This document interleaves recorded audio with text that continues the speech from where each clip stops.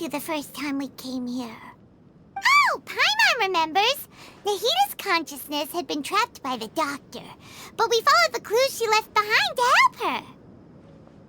So much time has already passed since then, and it seems Sumeru's changing for the better now that Nahita's in charge, right? Paimon just hopes this peace will last a long time, and then Nahita won't have any more new problems to deal with. Yeah, guess you're right.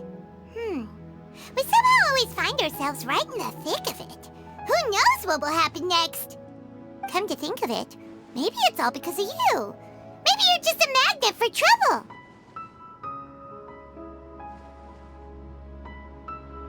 Huh? Me? Before Paimon ran into you, Paimon never ran into any trouble. At most, when she was super tired, Paimon got caught in some strange whirlpool and sucked out into sea. And even then, you fished Paimon out! Anyway, for Nahita's sake, maybe we should think about heading to our next destination for now. Ah, look who it is. Running into you in a place like this? I can see you two still love wandering around. Oh, it's Dia! Since when are we just wandering around? We're usually taking care of some serious business. Even though it may have nothing to do with our journey. But never mind that. What brings you here? I just finished a commission in the desert for a usual client of mine. Nothing too interesting. Just escorting a shipment of goods. I'm on my way to report back. That's when I saw you two all the way over there, chatting away. What were you two talking about anyway? Huh? You serious? Can't say I saw that coming. But you are travelers after all. I guess you'd never stay for too long in one place. Bumping into you like this will become a rarity. I'm starting to feel sad just thinking about it.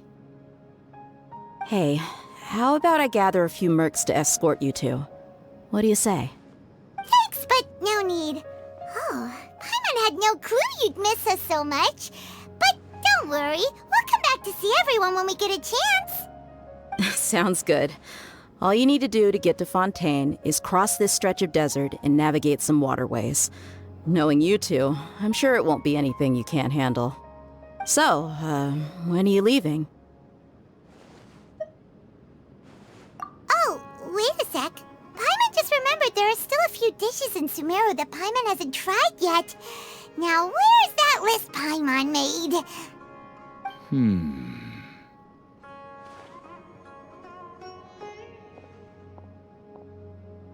I see. Guess you won't be needing a going-away party or anything. It's sad enough to see you go like this. Though, now that I think about it, Sumeru wouldn't be what it is today without you. Seems true heroes always prefer leaving quietly. By the way, should we go say bye to Nahita?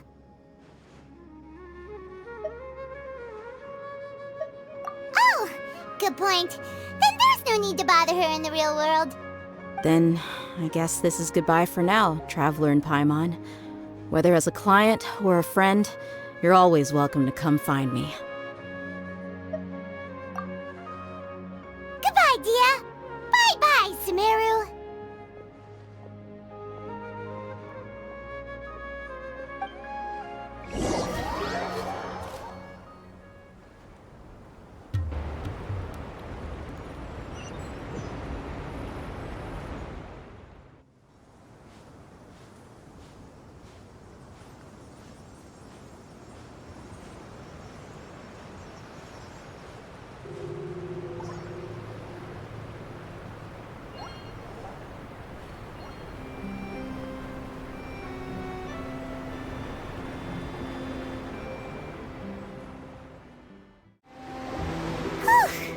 After crossing all that sand and water, we finally made it! Oh, this must be Fontaine's port! Wow! Everything looks so advanced in Fontaine! Paimon's heard that the industry here is extremely developed, and there are all kinds of unusual machines! Just seeing seeing the sights as a tourist is nice, but maybe it would be better if we found something to do. What do you think? Good idea! Nahida gave us loads of useful information. Seeking out the Seven is probably still our best source for information at this point. Yeah, the more we can learn, the better. So, what do you think the Hydro Archon's like? Will we get along? Nahida said that she has a very unique personality, whatever that means. To learn about a nation's god, start with the nation's people. There seems to be some locals talking over there. Let's go see if we can join the party.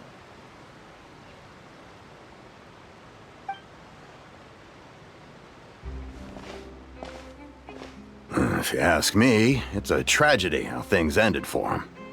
Clearly, he was a pretty decent person. Yeah, I didn't expect that kind of ending for him. I thought he would at least fight on a little longer for his family. I was expecting a sudden plot twist, but it's a pity that it never happened. Still, his story is quite the tearjerker.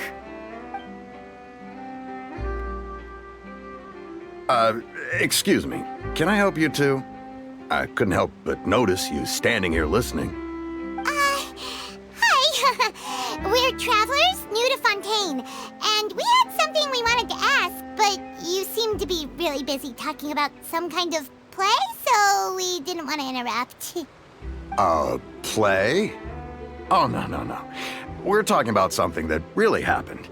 In fact, it's a case that was just heard a few days ago. Really?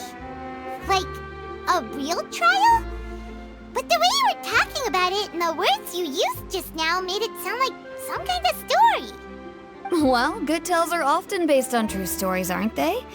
And what you see in reality may also be someone deliberately putting on an act while harboring ulterior motives. Whether something is true or not simply isn't that important. The main thing is whether the story being acted out on the stage is splendid enough. Oh, but it looks like you're not from around here. You probably don't know that the Fontaine Court of Justice is called the Opera Epiclese, or more commonly known as just the Opera House. But, shouldn't court cases be treated a little more seriously than that? Not to question Fontaine's way of doing things. It's just that putting someone on trial is usually a very serious thing. No worries. Other visitors to Fontaine have wondered the same thing. You could say that we just don't want to waste the moving stories behind those cases. And as for your worries about whether the cases are treated with due reverence, we have the absolutely just and honorable Chief Justice Neuvillette, as well as the Oratrice Mécanique d'Analyse Cardinal, a machine created by the Archon. Between the machine and the Chief Justice, false charges and injustice are a thing of the past now. Oratrice? Is it some kind of machine, too? Oh, Paimon's curious. We should check it out if we get the chance. Wait, Paimon almost forgot to ask you our question. Do you know what we should do if we want to meet the Hydro Archon? Oh, that's easy. Just go to the Opera House. Lady Farina practically lives there. You could definitely say it's her biggest passion. Huh. I think what they mean is that they wish to speak with the Archon personally. In that case, I'm afraid it's going to be a tad more difficult. You'll have to make an appointment well in advance, and it'll depend on whether or not she has any time slots available. Huh. Is the Hydro Archon super busy taking care of official stuff? Wait, didn't you say that she's always at the Opera House? No. Lady Farina seldom takes an interest with the nation's affairs. The reason it's difficult to make an appointment is simply because she's incredibly popular. That's right. After all, she is the Archon. Though she may tend to get a little dramatic from time to time, people can't get enough of her. Huh. First time Paimon's ever heard of an Archon being described that way before. Wait! Paimon gets it now! The Hydro Archon is kinda like a big celebrity here, right? Yeah, I suppose you could say that. Perhaps you could even say our mascot. Hang on. This is still Fontaine's Archon you're talking about. You should show some more respect. Yes, you're right. I guess I should at least try to be a little more respectful in front of visitors. Otherwise, I might get arrested and find myself face to face with Monsieur Neuvillette. Come on. Sure, there's a lot of laws here, but nobody's going to be arrested for saying something disrespectful about the Hydro Archon. Alright, I think we get it. Thank you! At least we now know that we can find the Hydro Archon at the Opera House. But who knows how long making an appointment will take? Guess we could have a look around the city in the meantime. Hey! What are you looking over there for?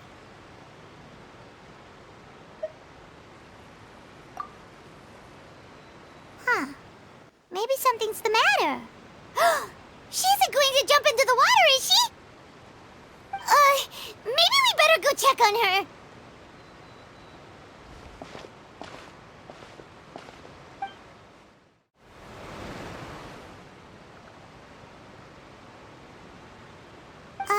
Hello there. Excuse me. Are you alright? Huh? I'm fine. Thanks. Oh, okay then. We just noticed that you seem to be worried about something. About many things, actually. But there's nothing I can do but just keep my troubles to myself. I was just reminiscing about a place my brother and I would play when we were kids. It was just atop that hill over there. See? You're pointing at the sea. Wait, are you saying that you and your brother lived in the water? No people call the waters around Fontaine a sea. It's actually just an inland lake that's filled with fresh water. And no, I can still see that hill clearly in my memories. Now, it's been completely submerged. He would skip and jump, tossing sand in the wind. The sun shone brightly, and the air was filled with the scent of the sea. But now, the water is gradually swallowing our memories. It won't be long before it swallows us. Sorry. Paimon doesn't really get what you mean. I don't believe we've had the pleasure of meeting. Are you Lynette's new friends? Oh, and you are? Thanks for looking after my sister. She often comes here to reminisce about our childhood, that's all. There's no need for any concern. Allow me to introduce myself. I'm Linny, and this is my sister Lynette. If I had to guess, I'd say you must be travelers from abroad. Nice to meet you. Paimon is Paimon, and this is the Traveler. We just arrived in Fontaine. We were just talking with your sister. Even though we didn't really get what she was saying. I see. It's unusual for Lynette to be so willing to talk with anyone. In fact, she seldom speaks at all. I'm usually the only one she ever talks to. Oh, really? Then you two are just like us. Paimon's always the one talking for some reason.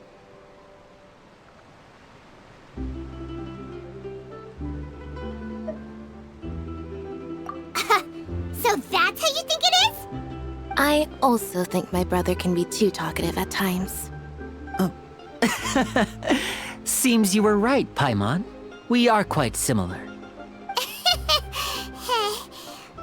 So, what did Lynette mean just now when she said that the water is engulfing your memories, and that it won't be long before it engulfs you too?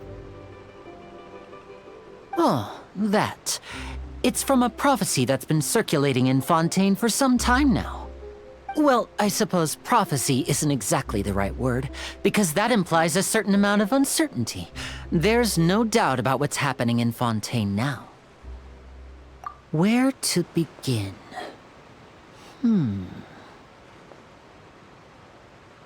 Let's put that question on hold for a moment. We still haven't formally greeted each other yet, have we? Did all the introductions earlier not count? Hello, traveler.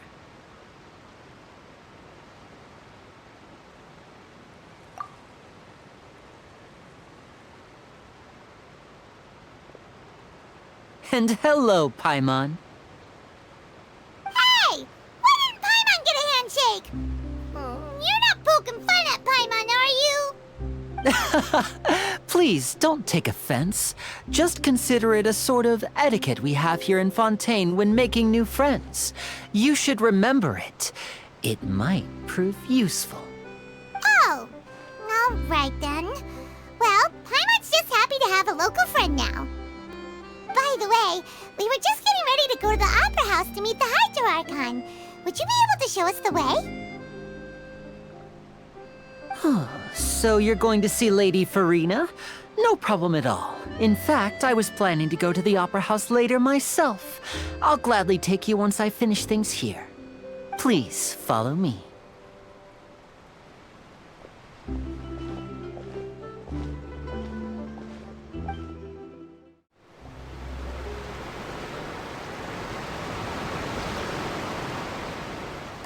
You said you were going to see Lady Farina?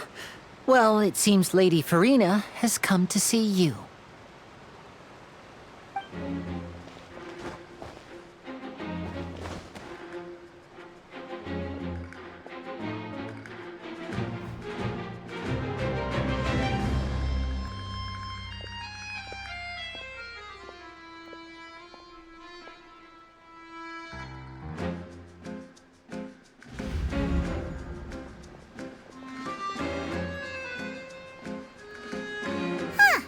So, she's the Hydro-Archon? But how did she know we were looking for her? My dear people, rich and poor, those with cup in hand and those with nothing at all, raise your glasses in celebration! If you don't have one, then just raise your hand in lieu.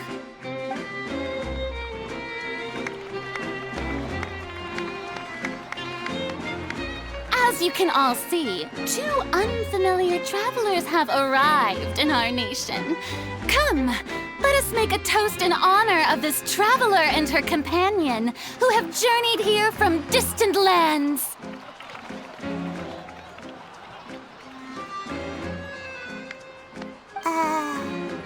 Is she talking about us?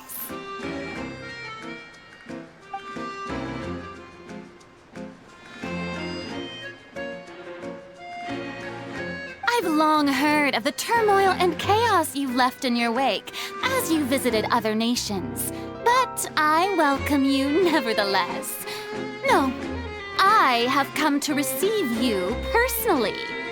Fear is for insignificant cowards. I am a god, and I will never entertain the notion of such meaningless wariness. You can be rest assured. I see clearly your sincerity. Of course, seeking an audience with me is the most sensible thing to do. It will allow you to truly behold my power and witness my authority. Intelligent people always gather under the correct banner. I, Focalor, hereby welcome you to the nation of Hydro and acknowledge the value and significance of your trip. Now, you may rejoice in this. Yeah, Paimon still can't believe it.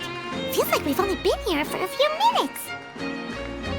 But the Hydro-Archon's entrance was, how should Paimon describe it? A little over the top? Miss Hydro-Archon? How did you know we were coming? I see. As Outlanders, you inevitably lack even some of the most basic understanding. Don't forget that even the gods can be divided into the mediocre and the excellent. I suppose it's only natural for you to be awestruck by my abilities. You had best stop and consider. Do you really have the noble qualities and etiquette necessary to communicate with a god? All it takes is a flick of my finger for me to know everything about you. Whoa, talk about sounding high and mighty. Oh? What's with these looks? Perhaps the welcoming ceremony still isn't enough?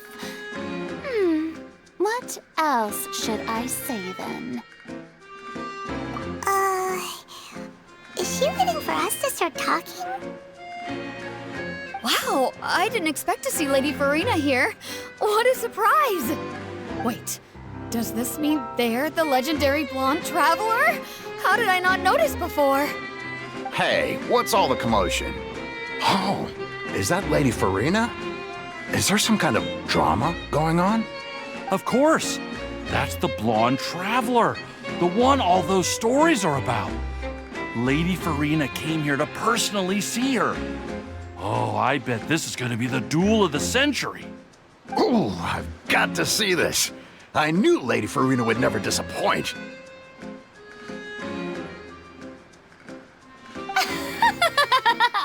Yes, but don't get too excited now.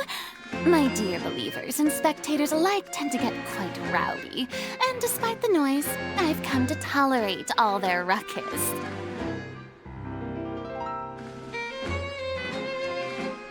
You may consider this my reward to all of you. I have determined that there will be an epic duel between myself and this traveler from another land, just as you were hoping to see. Now she wants to fight? Aren't we getting a little ahead of ourselves?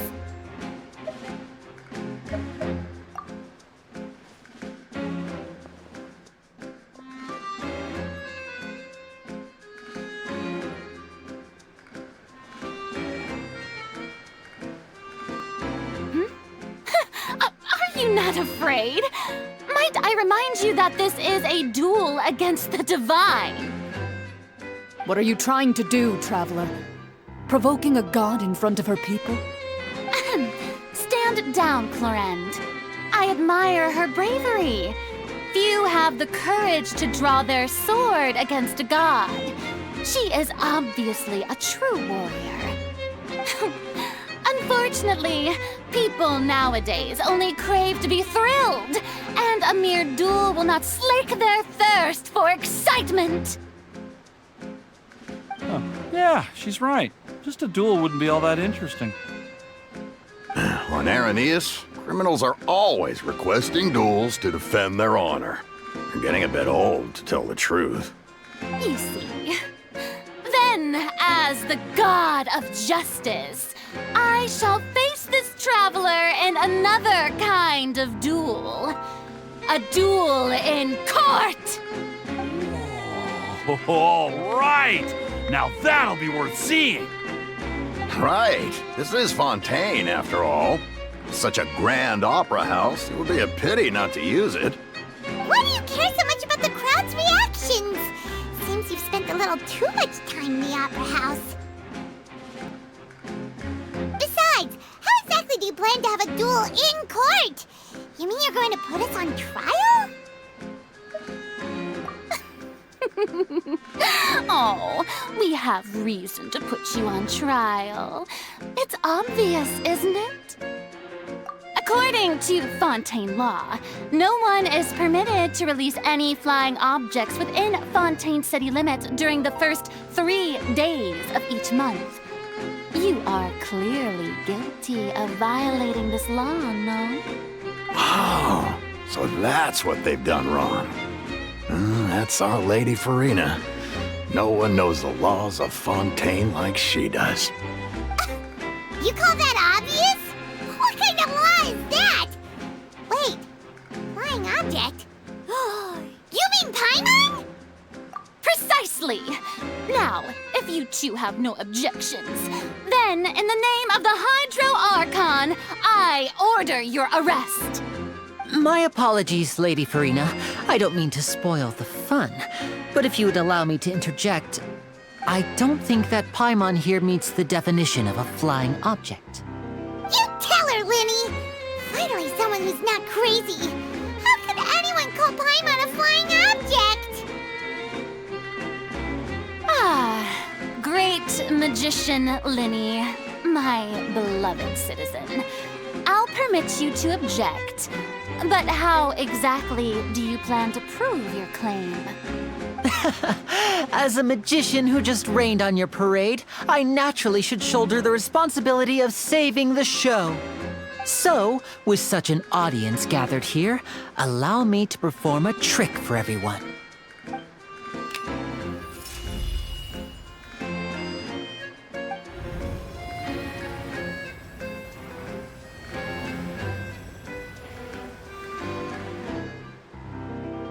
Ta-da! What's that on Paimon's back? Hey, when did you do that?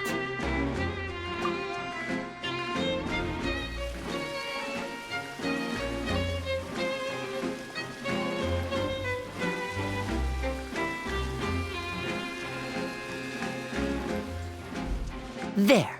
As you can all clearly see, Paimon should be classified as, well, something like a balloon. This rope has been in the Traveler's hand all along. It was just that no one could see it before. Huh? You call that magic? You've got to be joking. I thought it was pretty good. Nice one. Huh. I'm not sure what to think. It seems Lady Farina's charges no longer hold water.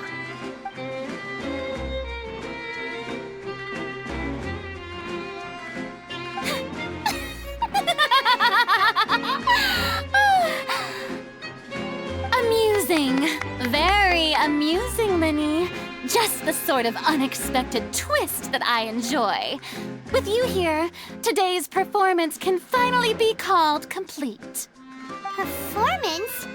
You see all this as a performance? In which case, consider the matter of your trial resolved.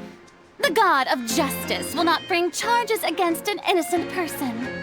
But when there are valid grounds, I will not only judge travelers from abroad, but even the gods of other lands. I look forward to seeing your upcoming performance at the Opera House, Mr. Linny and Miss Lynette. That's enough for now. Toodaloo!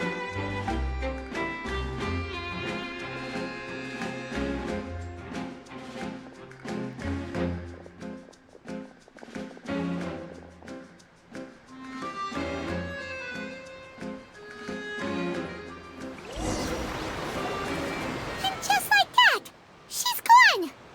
Well, that's the most unpredictable Archon Paimon's ever seen. We never even had a chance to ask her anything. But that's a problem for future Paimon. That whole scene just now was really... Don't mention it. I just happened to remember that there was such a law, so I did a little preparation, just in case. I didn't think it would actually come in handy. So, now do you see what kind of god Lady Farina is? She can be a bit confusing at times, but she is still amenable to reason. Anyway, Paimon had no idea you were a magician, Linny. It sounded like you'll be performing at the Opera House, right? I just know a few simple tricks I use to make a living. Lynette is my assistant. It will actually be my first time performing on the most prestigious stage in Fontaine, the Opera House. But isn't the Opera House where criminal trials are held in Fontaine? When there are no public trials being held, the Opera House hosts a variety of other performances. To the people of Fontaine, the line between a trial and a performance can be a little blurred. And speaking of performances, I would be remiss to forego this opportunity gifted by fate. Might I invite the two of you to see my performance? My brother's always excited to make new friends. Oh, sure. We don't really have anything to do now, and we wanted to go to the Opera House anyway. Splendid. In that case, why don't we go together? I'll show you the way. I just have something to take care of first. You really mean it? Then I'll take you up on your offer. This is a magical item known as a magic pocket. Perhaps you can help me distribute them to the people here. Huh? What are they going to use it for? about that... You asked me before about the prophecy, right? Let me start by telling you a little more about what it entails. I'm not sure exactly when it began, but a prophecy has been circulating around Fontaine. It says that every person in Fontaine is born with sin. No matter how the Nation of Justice holds trial after trial, this sin cannot be absolved. Until one day, the water levels in Fontaine will rise, and the sinful people will slowly be drowned. In the end, the people will all be dissolved into the waters, and only the Hydro Archon will remain, weeping on her throne. Only then will the sins of the people of Fontaine be washed away. That sounds pretty gloomy. Why are people in Fontaine born with sin? What is that supposed to mean? There are lots of guesses. Some say that the ancestors of Fontaine stole the power of the seas and stirred its wrath. Others say that the people of Fontaine never heeded the first Hydro Archon's warnings and offended Celestia. But here in Fontaine, evidence is what matters. There hasn't been concrete evidence for any of these claims, so they can only be regarded as conjecture. If even the people in Fontaine don't know what sin they committed, wouldn't it be better just to ignore the prophecy completely? Why bother feeling guilty all the time? That's exactly what the people did at first. But in the last few years, the water levels in Fontaine have actually started rising. Many places have already been completely submerged, and now lie beneath the sea. Many people carry on with their lives as before and shrug it off as a natural phenomenon. But my family and I think that the people of Fontaine shouldn't ignore the possibility, which would end up sentencing them to death. We hope that at least the people who reside near the waterfront can move away before it's too late. So, we've started distributing magic pockets to them. As a magical item, these magic pockets have astonishing capacity. I'm sure they will come in handy when people are moving their belongings. Oh, Paimon gets it! It's like preparing for a rainy day! But this is more than a bit of rain. Perhaps only absolute power could ever contend with such a catastrophe. But who knows? We're just tiny specks in the grand scheme of things. Now, if you'd like to help, then please give these magic pockets to anyone nearby. Be sure to convince them to take it, regardless of what they say.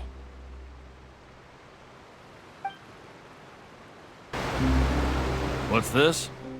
So you also believe in the prophecy. Keep it. I won't have any use for it. What? You mean you don't believe in the prophecy? No, I believe in the prophecy. But I also believe in another story. The story says that people once lived in the ocean. They were one with the ocean and couldn't live apart from it. But as time wore on, people desired to live on land and developed blood vessels, encapsulating the sea within their bodies. Thus could people set foot on land. So, if you ask me, when the water rises and takes us all, it'll be like we're going home. Oh, we hadn't heard that one before. But people can't live underwater. They'll die. You should probably still take it. All right, I'll take it. I guess I just feel that being dissolved into the water doesn't necessarily mean death. So you're the blonde traveler that everyone's been talking about. My apologies for not recognizing you earlier. Oh, a magic pocket? Seems you really thought of everything. I guess it's better to prepare for the worst and hope for the best. Thanks. Please, also thank the magician on my behalf when you get the chance. I don't want that thing. Way I see it, if the prophecy's true, It's still gonna be a long time before the water can cover everything. Life is all about living in the moment. What use is there in worrying about the future all the time? We'll cross that bridge when we get to it. You should still take it. You never know when it'll come in handy. Oh, all right, fine. Thanks. It's just that if I start moving, that means I've already given up on the life I have now. I'd really rather not. Oh? You already handed out all of the magic pockets? That was fast. So, what did people have to say? I bet you heard some, interesting opinions. Yes, but that will change once disaster strikes. I know they'll change their minds, so it's only right to help them prepare. Is there anything else you need to do before we leave? Yes, one last thing. I have the magic pockets made by a workshop in the court of Fontaine. Since we're out and about, I was thinking about bringing him some more materials. So, you want to collect materials? Just tell us what the materials look like and we'll help. Many hands make light work. Oh, that would be much appreciated. We'll need some Romaritime flowers. I remember seeing them near the waterfront on the east side of the harbor. You made quick work of that. I can tell you're an experienced traveler. I've also finished collecting a few here. Maybe next time you'll feel like helping too, Lynette. No way. I'm in power-saving mode today. Otherwise, I fear I may not have any energy left for the performance at the Opera House. Fine. Though the performance is still a long way off. Now that we're finished here, we should get ready to head back to the court of Fontaine. So, we're going to the court of Fontaine before we head to the Opera House? Good. Paimon wants a tour of Fontaine's largest city and try...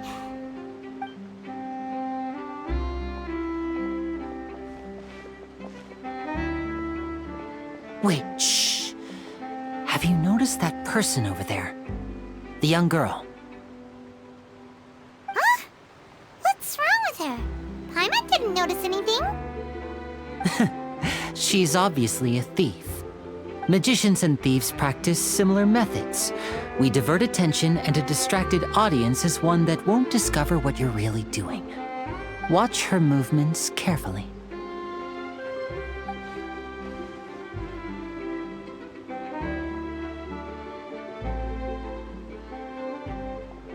Oh, he's right! Shh, keep your voice down. We need to think of a way to catch her, but it seems she's very alert. Perhaps we should split up. You two can ride the lift over there and wait up top. I bet that'll be her escape route if she tries to run. All right, let's go. This is the spot where Linny wanted us to wait.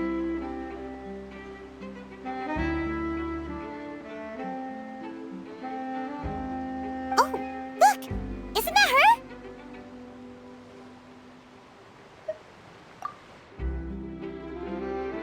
Oh no! Did she notice us? She started running the other direction! What should we do? Should we chase her? You're right. She might also be trying to lure us away.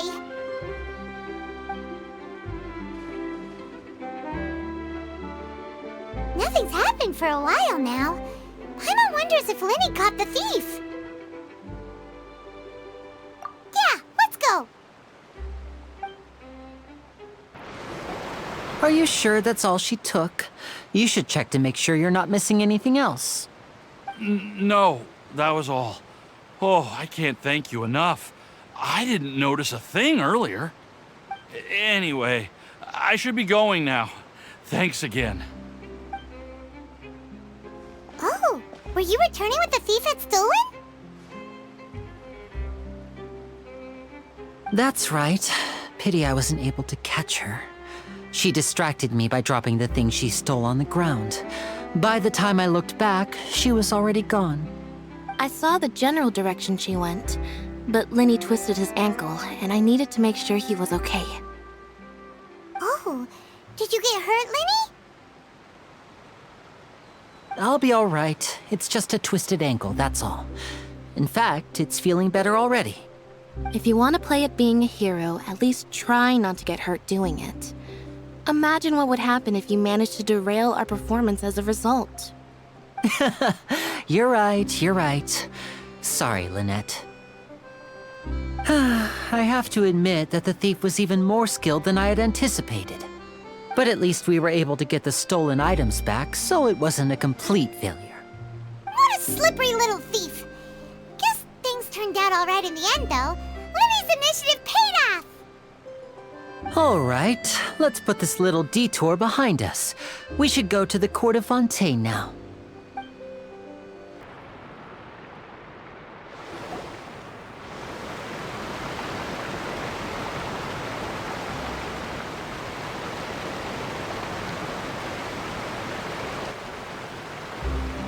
So, we ride this thing to go into the city? What an ingenious way to get around! People in Fontaine really know how to use water! This is an aquabus. It allows people to travel between several key locations around Fontaine. It's pretty convenient, but the ride can become a little dull after a while. The scenery is always the same. That's why it's better to travel with friends. So you mean it's still boring even when I'm riding with you? No, that's not what I meant. It's just that, well, you don't really talk that much. Besides, it doesn't really feel like a real trip when it's just the two of us. It's the same as being at home. Whatever. Guess that's what it's like to be an older brother. It's about time for us to leave. Let's get on board.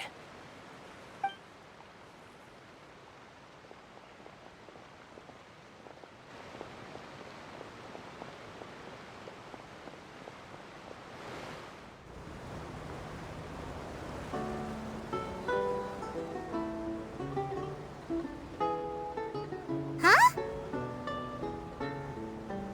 What? Traveler! Paimon! Charlotte! Oh, I never guessed I'd bump into you while riding the aquabus. In the story of my life, this is big news. What are you doing in Fontaine? I didn't hear anything about you paying us a visit. Yeah, it's quite the coincidence, but as travelers, we're always on the move. It's not surprising that nobody knew we were coming. Though we still have no idea how the Hydro Archon knew about us. Oh, let Paimon introduce you to our new friends! Oh, no need for introductions, Paimon. I would recognize the great magician Lenny and his assistant Lynette anywhere. I wouldn't be much of a reporter if I didn't know who they were. It's a pleasure to meet you. I'm Charlotte, a reporter for the Steambird. Nice to meet you. From the Steambird, huh? We've often relied on your paper to promote our performances. It's an honor to meet you. Now that everyone knows each other, Fontaine suddenly doesn't feel like such an unfamiliar place. So, what have you been up to lately, Charlotte? Any big news? Not too much. When there isn't any breaking news, I mainly cover the trials at the Opera House. You can still manage to keep readers' attention as long as you tell things from a clever enough angle, even if it's the same old topics. For example, reporting on how a scammer once deceived vulnerable girls into relationships, or how a financial criminal was once so poor that they ate a single piece of bread for 5 days.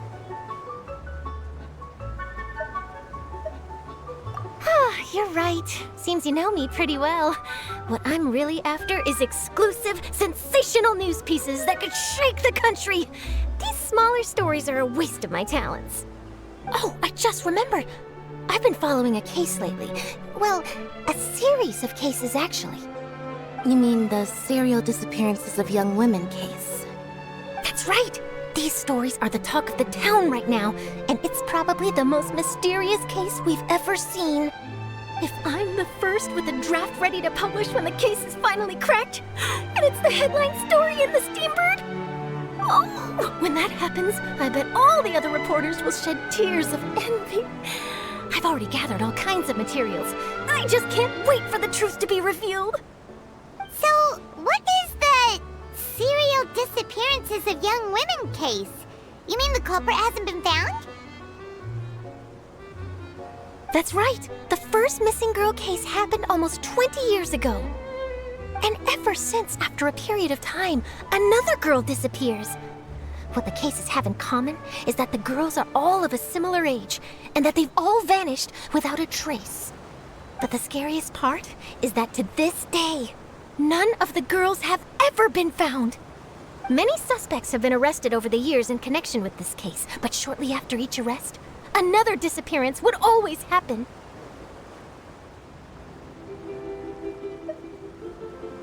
Yes, it's possible. But either way, I believe that every case has some precise truth behind it, waiting to be exposed. Yes, I agree. And at the very least, the family of those missing girls deserves some sort of explanation. I just imagined for a second what I would do if Lynette were to suddenly disappear. I'd pay any price to get her back, and then find a way to track down the culprit. Please don't imagine that, Linny.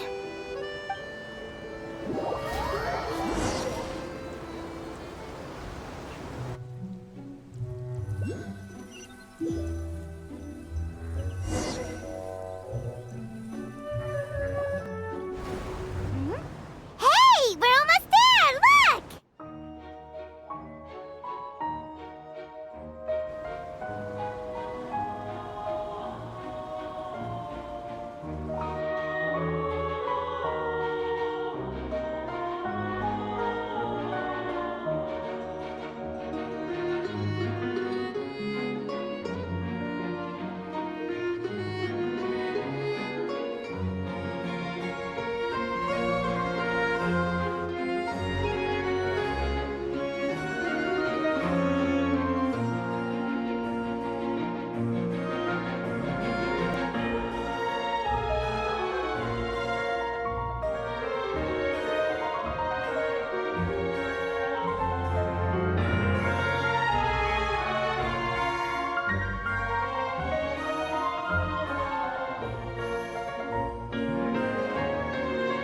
Well, I really enjoyed chatting with you. Life should be full of pleasant little surprises like this. Yeah, us as well. The ride went by too quickly. I have an interview to get to. I should get going before I'm late. Okay, Paimon hopes we can chat again soon, Charlotte. See ya! Bye now. Oh, be sure to stop by and see me at the Steambird when you have time. What a tough job. Always running around and interviewing everyone. Well, where should we go now? If you don't mind, how about we stop by my home first? Besides, I still have all the materials we collected. Sure, we wouldn't mind at all. This city is so huge, Paimon wouldn't know where to start anyway.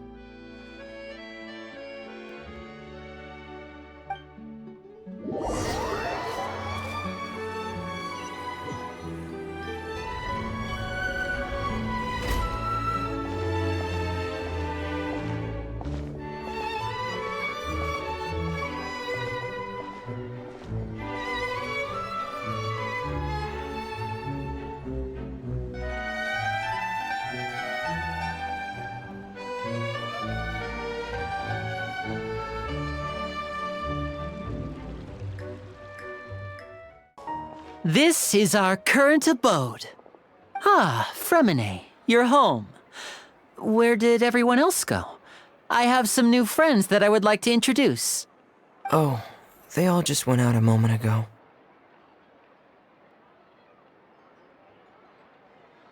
I see. Everyone is getting busier now that Father will be returning soon. I suppose that can't be helped. Allow me to introduce you to my little brother, Fremine. He is a phenomenal diver. Hello. Nice to meet you. Paimon is Paimon, and this is the Traveler. Oh, you sound very proud to have a diver as a brother, Linny.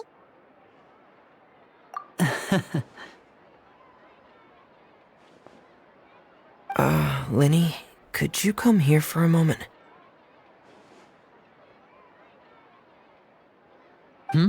What is it, Fremine? Do you have something to tell me?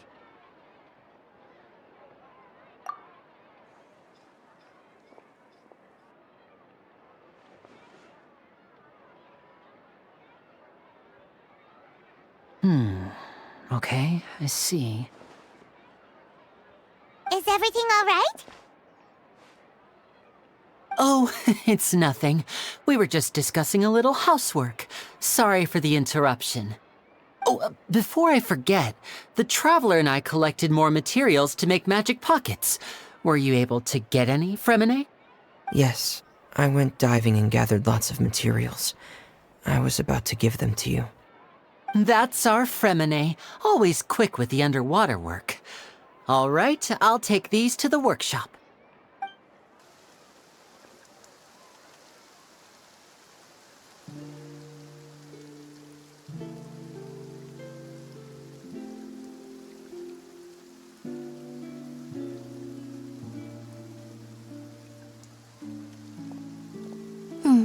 Looks like rain. Oh, you're right. But wasn't it clear and sunny just a moment ago? Fontaine's weather sure is weird. I'm afraid that's just how it is here. It often rains on days where there are trials being held in the Opera House, but don't worry, it'll clear up soon enough. What's wrong, Fremine? There's a legend about the rain that I tend to believe. It's said that a dragon of water once resided in Fontaine. Though we don't know where the dragon went, every time it weeps, the skies will cloud up and pour out rain. When I was a child, my mother told me that if I wanted to go outside and play, I should yell toward the sky at the top of my lungs. Hydro Dragon!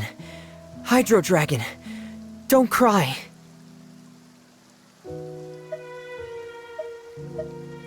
If it's an elemental dragon, then having the power to make it rain wouldn't be very unusual. Let Paimon try something. Hydro Dragon! Hydro Dragon! Don't cry!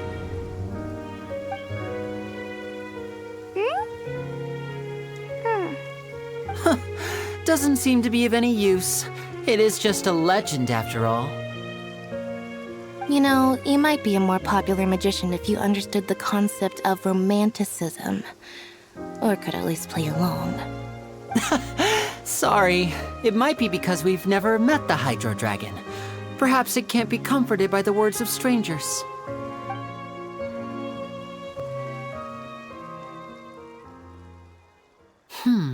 It rained for longer than I suspected.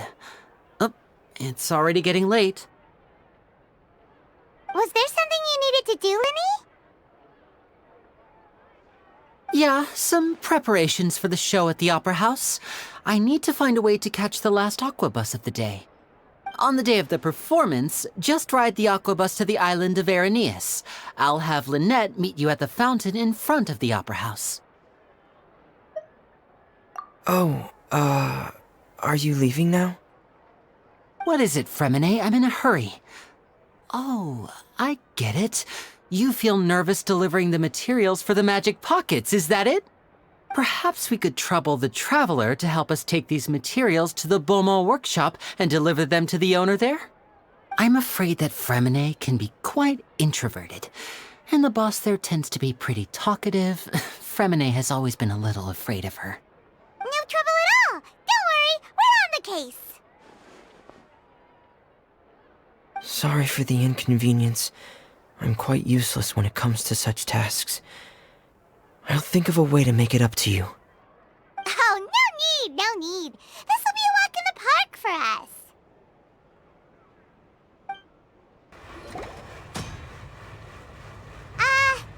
Hello? Is there anyone here?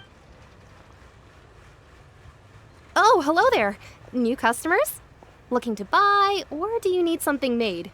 Or perhaps you're just looking for a chat with me. Oh, no, we're just here to deliver some materials. Here they are. They're for making What were they called again? Ah, these must be for magic pockets. I could tell right away. I've already made several orders worth now. No need. They've already prepaid several batches worth. When they told me what they'd be using them for, I even offered them a discount. But they insisted on paying the full amount, saying that I had a business to run. It seems both their hearts and their pockets are made of gold. Whoa. So, is Linny actually loaded? I can't say for sure, but who knows? Maybe there's good money to be made being a magician in Fontaine. Hey! Is this machine what you use to make stuff here? It looks really advanced. Why use your hands when a machine can do the work? It would be a waste not to use the latest technology, and wasting is a kind of crime. But where does a big machine like that get its power from? Well, it's a little complicated. I'm not sure I can put it in layman's terms for you. But basically, everything we usually use here in the city is powered by indemnitium. It's a type of energy that's produced from trials. Huh? How can trials produce energy? Well, I'm not completely sure of all the details myself, but basically, when a trial is in session, the Oratrice Mécanique d'Analyse Cardinale harvests people's belief in justice and converts it into energy to be used all around Fontaine. So that's what its other function is?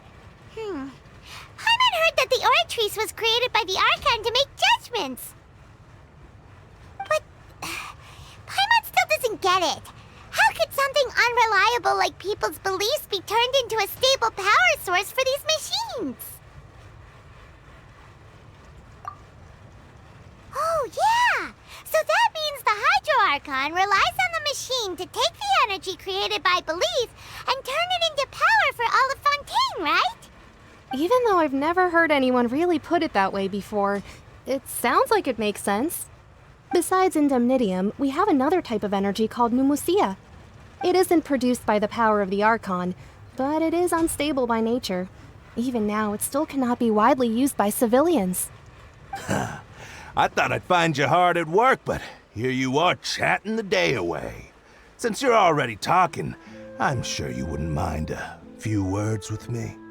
You again? Didn't I already promise you that I'd have the more I owe to Confrérie of Cabriere by next month? Why are you hounding me now? Yeah, but how do we know that you won't go running off by the end of this month? I want 50% today. Wait, no, 70%. Huh? You... Seems business isn't so great for the workshop. We've already finished our job and delivered the materials. Maybe now's a good time to leave? Hey, hold on! Before you go around trying to collect payments, why don't you settle your own debts first? If Confrérie of Cabriere wants to poach clients from Northland Bank, that's fine.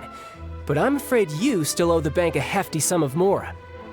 So why don't we work things out between us first, before you get back to your little conversation here? You're from Northland Bank. But we said we'll pay everything we owe next month. Why are you hounding me now? Traveler, Paimon! I didn't think I'd run into you here in Fontaine.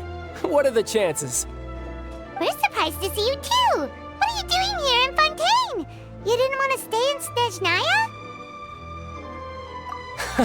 Long story short, I've already been in Fontaine for some time now, and honestly, things have been pretty boring.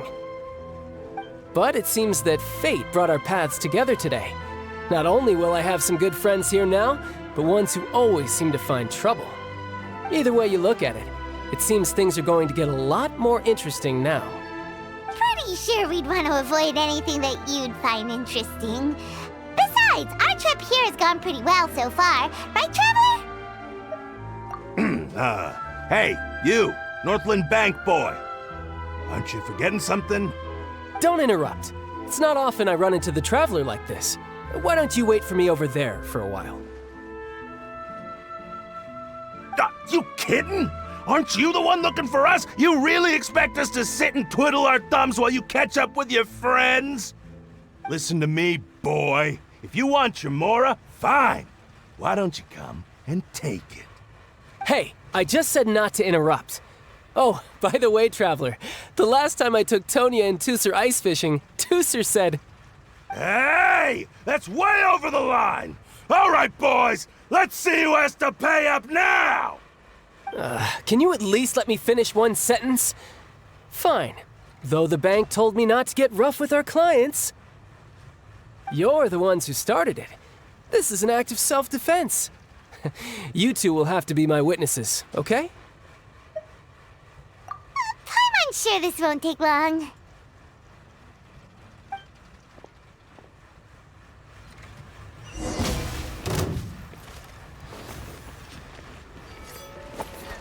Shouldn't let your guard down.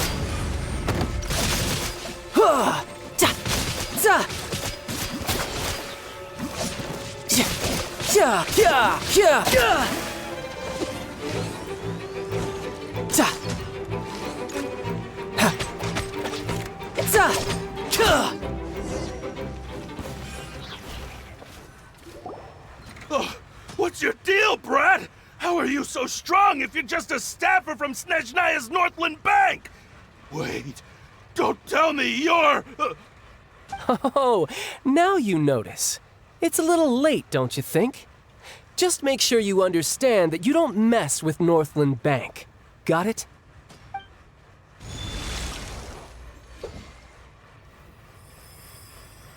Huh? Now's my chance!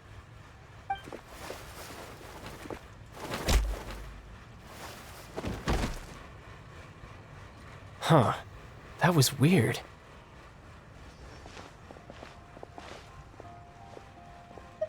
I'm not sure. It's as if I suddenly lost control of my hydro powers when I needed them. Maybe there's something wrong with my vision? Strange. How could that happen? First time Paimon's ever heard of someone losing control of their vision. Never mind. It doesn't matter. If I want to stay sharp, I shouldn't be relying too much on my vision anyway. Besides, I always have my delusion in case I need it. So what are you doing in Fontaine, child? I don't see its work for Northland Bank. Well, I guess it's because I've been in a bad mood lately. Huh? What kind of reason is that? Wait, since when do you feel down about anything? I don't know. Maybe I still have a lot to learn about myself. But recently, there seems to be some sort of restless power stirring inside of me. And I don't know why, but every now and then I feel like I'm in a terrible mood. Maybe you losing control of your vision just now is connected with that power you're feeling inside. That is a possibility. I can't remember if I ever mentioned it before, but when I was 14, I fell into some unknown abyss. It was during that time I learned nearly all of my abilities. The one who took me under her wing and taught me was named Skirk. She was always quiet and very mysterious. Nobody knew where she came from or what she had been through, and she was always very strict when teaching me combat techniques. One time, I asked her why she was willing to take me on as an apprentice. From what I could make of her answer, it was because I had awakened it, and traces of it remained on me. She said that all my combat training would be useful in the future. But what is it? What did you awaken?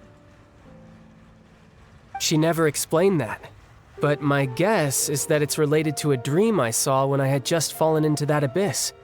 In my dream, I was in the deepest depths of the sea, and the boundless seabed was all around me. But in front of me appeared a whale that was so massive, I felt like I couldn't breathe. A whale? Oh, that sounds familiar! When we fought against you before, you summoned a huge whale that seemed to leap at us. Is that the one? That's just an abstract form of a whale that I create using my elemental powers. It takes that shape because the scene I dreamt of the whale has always been stuck in my mind. I'll never forget it. So you used the whale as inspiration for one of your moves? Huh. Seems a little twisted to Paimon. So why don't you just go ask your master? Maybe she knows the answer. You make it sound so easy. Ever since the incident I experienced there, I've never stopped searching for Master Skirk and that unknown abyss. But it's been years now, and I've still found nothing. There isn't even a trace of the place where I remember falling into the abyss. Oh, it sounds like some kind of ghost story. Yeah, I'm out of leads at this point, but there's nothing more I can do. It seems that strange encounters in this world tend to be elusive like that. Oh, seems the time really flies when I'm talking with you. I just remembered I have somewhere else I need to be, so I should get going. What? More work for the Northland Bank? No, it's more of a personal appointment. Lately, I've been sparring with some of Fontaine's official champion duelists whenever I'm feeling bored. Official champion duelists?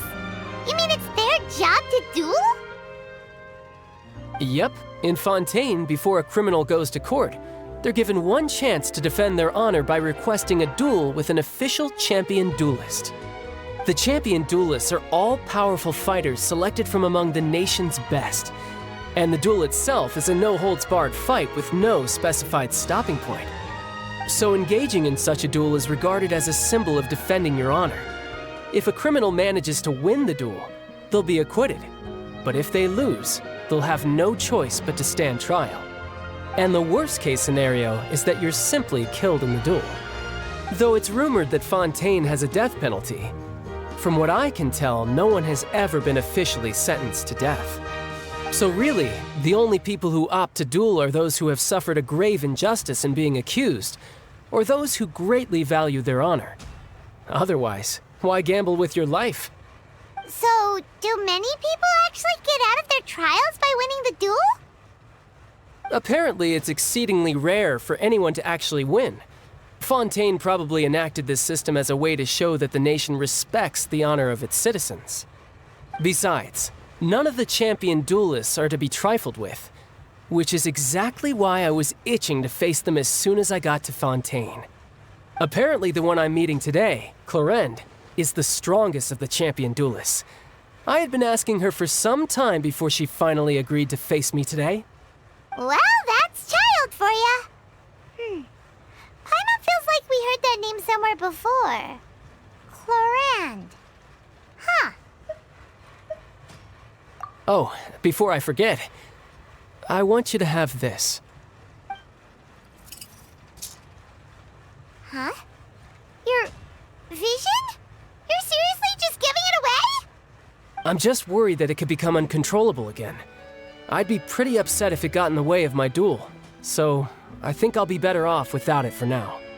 Besides, I just need you to hold on to it for a short while.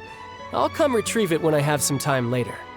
Paimon knows what you're up to. You just want an excuse to come talk to us again, don't you? Whatever gave you that idea? I'll be in touch later.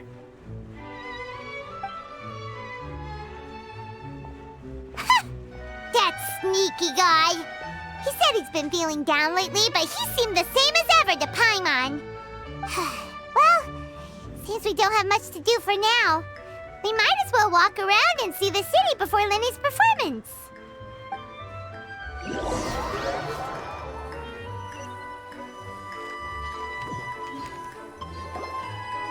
Wow! Who could have seen that coming? The reporter who was barely around for most of the story was the murderer all along! Sorry. Paimon was just surprised, that's all. Whew. Paimon never saw that twist coming. The murder mystery novels here are amazing! The whodunits here in Fontaine are a lot different than the light novels you see from Yai Publishing House. Both have their merits, but Paimon thinks this style of novels are more, well, novel. It's so exciting to reach the moment when the mystery is uncovered, especially in the one Paimon was just reading. You should buy a copy and read it too. Oh, sorry about that. Paimon will be more careful next time. Hey, shouldn't we be heading to the Opera House to see Linny's performance soon? It's almost time for the show to start, so we should get going. Whoa, now this is fancy! The Opera Epiclese. What a place to hold a performance! No wonder Linny and Lynette were looking forward to it. Huh, looks like there's a lot of people standing around the fountain up ahead. Oh, Archon, please bless us with a bright and healthy child. We pray. I don't know why you always feel the need to ask so much. I'll be happy as long as our child is healthy and lives a peaceful life. I guess if they're our kid, then there's no doubt they'll turn out smart. Maybe this is one of the customs in Fontaine. There sure are a lot of couples here. Vache. What's wrong? Vache. Vache. No, Paimon didn't say anything. Are you hearing things? Welcome to the Fountain of Lucine. All the water flowing through Fontaine converges here. It's customary for newlyweds to come here and wish for children. Ah! Lynette! You scared Paimon! When did you get here? Lenny asked me to wait here for you, remember? Right. What do you mean? There are a lot of people here right now. Hey, you're not trying to scare Paimon, are you? Besides, it's the middle of the day. It's not the time for eerie things. I see. I might be able to tell you something that could help explain the voice you heard. In fact, you might not be imagining things at all. I suspect that what you heard is a result of your hypersensitivity to the hydro element. Others in my family have had similar experiences. It's because of her sensitivity to the hydro element? But what would hearing a voice have to do with elemental power? When do you cry, Paimon? Wait, what? What does that have to do with anything? Just answer me. When do you cry?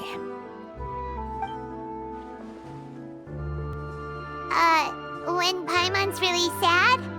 Oh, and when Paimon's super happy. Oh, and also when Paimon's really, really scared.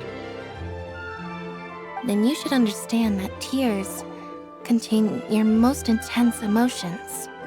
Like I just mentioned, the Fountain of Lucine is where all the flowing water in Fontaine converges. Even the tears that fall to the ground will eventually gather here. So maybe what you heard was the intense emotion coming from someone's tears. So, what did the voice say? If you were hearing their emotions, then Paimon wonders what happened to them.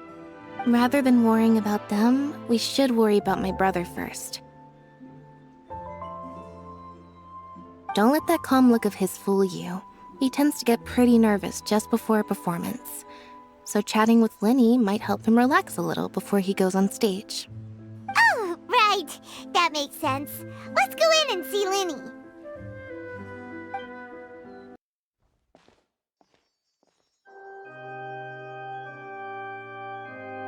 Ah, Traveler and Paimon. Good to see you.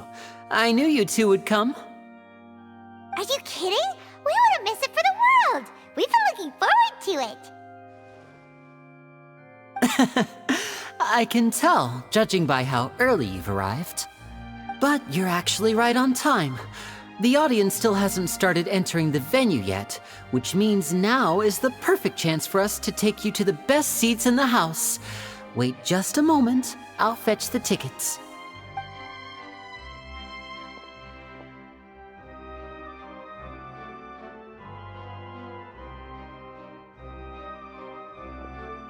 The Opera House has assigned seating, so you always have to make reservations. I've already reserved your seats, and here are your tickets. seats! Thanks, Linny! Don't mention it. There's no need to keep thanking me. Hey, Linny! Could you come over here and take a look at this? Oh, I'll be right there. Seems there's an issue with the stage props over there. That's Cal, my assistant, calling me. I'll go lend him a hand. Yeah, we'll just go to our seats. You go ahead, Linny.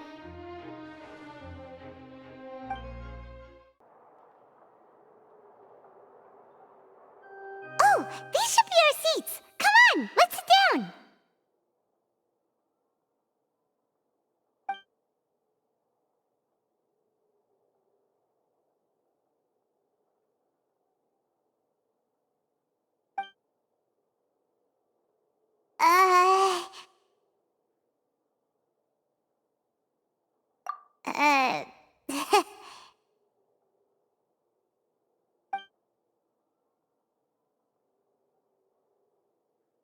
Hey, Traveler. Maybe we should strike up a conversation with the person next to us.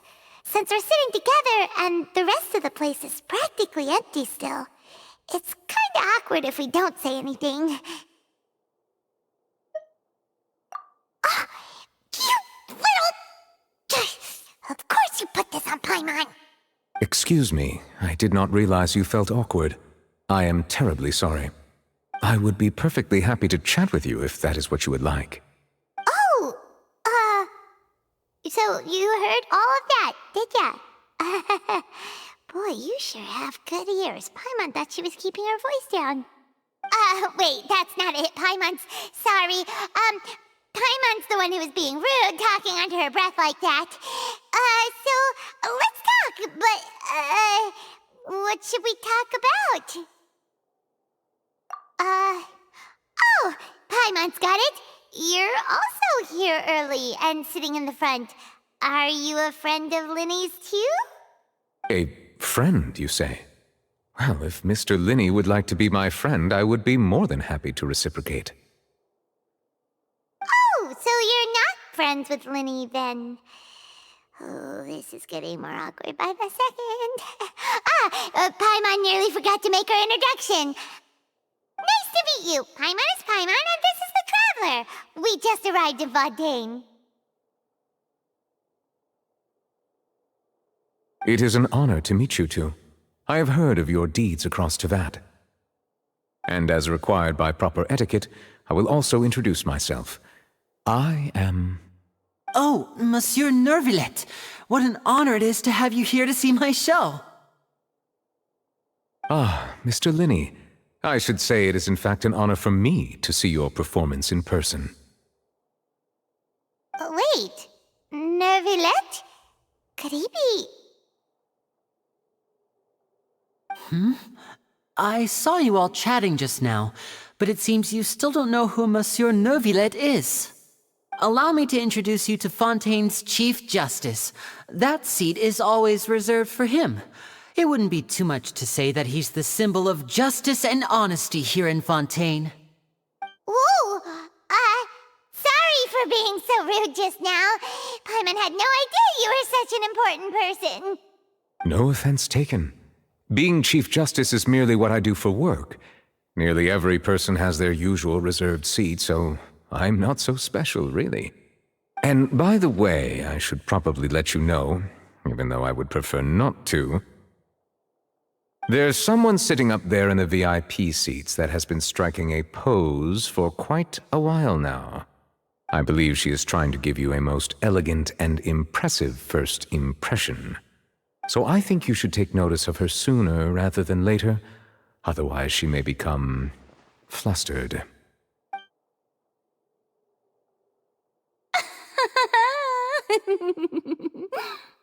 Huh? Oh, it's Farina, the Hydro Archon. Huh. She sure has a smug and satisfied look on her face. Guess she has no idea that you saw right through her act. Very good. That is for the best. No need to pay her any more attention. We may now enjoy the show. Huh? So is this what things are like between the Chief Justice and the Hydro Archon? All right, please wait just a moment longer. I've pretty much finished my preparations, and the performance will start as soon as the audience has made their way to their seats. Yay! The show's finally about to start! Paimon can hardly wait! Paimon's never seen a real live magic show before!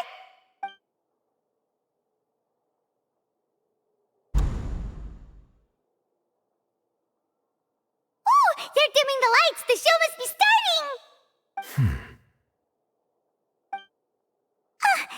Sorry. Paimon will try to stay quiet. Welcome, one and all, to the Opera Epiclese. I am the star of today's show, Linny. And over here is my sister, Lynette, who will be working as my wonderful assistant. Please, let's give her a warm welcome.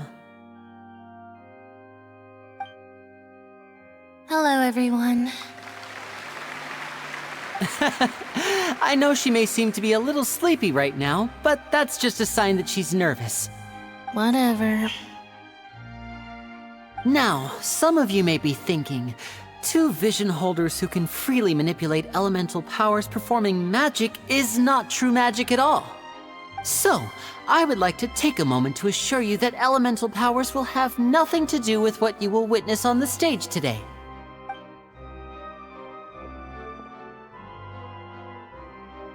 Both Lynette and myself have removed our visions for the show. That way, even the gods won't be able to help us. Oh, good point. That's what makes the show real magic.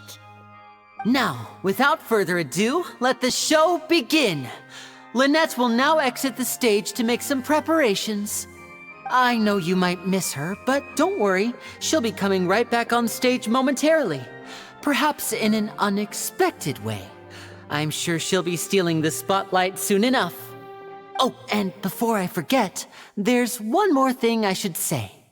You never know what can happen in the blink of an eye. A magician's greatest skill is making things disappear or appear.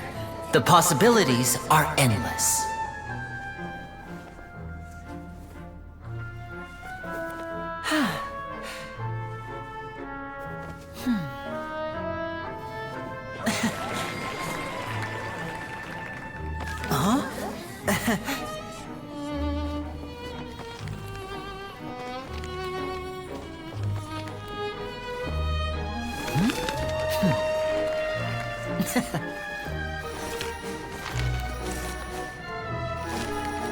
But this isn't what you came for. These little tricks, you've seen them all before. So it's time for something truly extraordinary, don't you think? This one's a little tricky.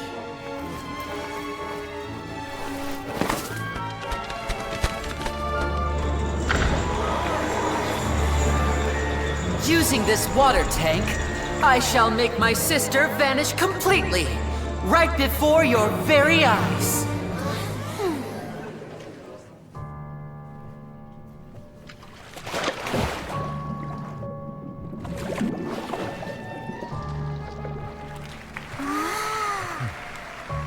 It's actually quite simple.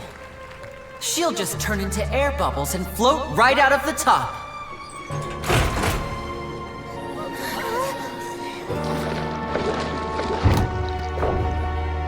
Oh no! I told them to check all the props carefully. With the lid on, even air can't escape. An amateur magician would be getting very nervous right around now. Luckily, it's me on stage, so let me show you what a true virtuoso can do.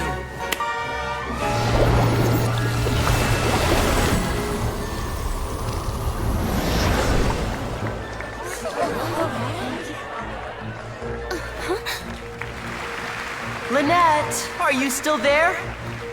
Don't go too far. We don't want to use up all our magic. Hi, I'm back. Uh-huh.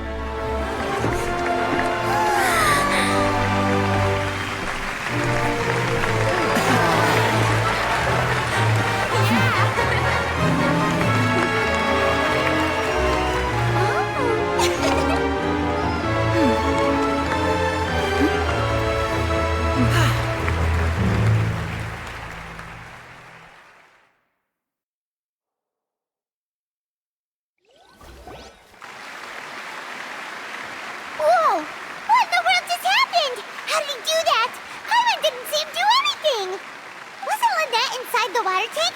How did she disappear and then reappear out of nowhere? If we could see easily through his tricks, then that would mean that his skills are still lacking. To appreciate magic, you should focus on the show happening on stage, rather than getting caught up in trying to see that which has been intentionally hidden. Guess you're right. Paimon couldn't believe her eyes when Lynette reappeared. Amazing! Thank you everyone. I'm glad you enjoyed that performance. But our magical journey has only just begun. I've prepared even more astonishing surprises for everyone here. The magic of transformation and disappearance can go far beyond what you've just seen. I'm sure many of you are thinking that escaping the water tank was impressive enough, but Lynette is still my assistant after all. In which case, I have ample time to make all necessary preparations. So, for my next trick, I will require the participation of one lucky audience member. Please, if my assistants could bring out the magical boxes now. There are 2 boxes and only 2 boxes. One is here and one is there in the aisle among the audience. I'm sure many of our clever audience members have already guessed our next magic trick. A swap! Our lucky audience member and I will each enter a magic box. After 1 minute, we will each emerge from the opposite box.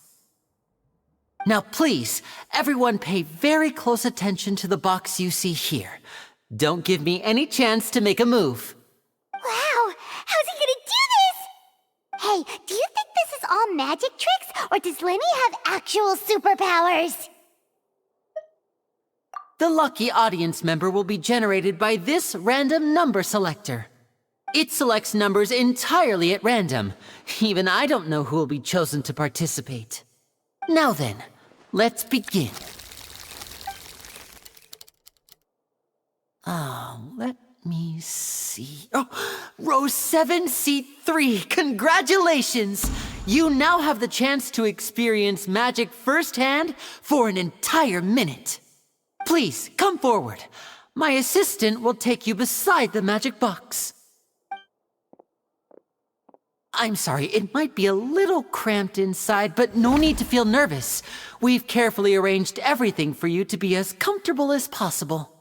You don't need to do anything, but no matter what strange things may happen, don't come out of the box. If the magic is interrupted, who knows where you might end up? You might even find yourself in the Fortress of Meropide. Oh, okay. All right. Before I enter the magic box, there is one more thing I need to ask the audience to do. Could you all give me a countdown? Like this. 60, 59, 58. Just keep counting down. You can go a little faster or slower if you like.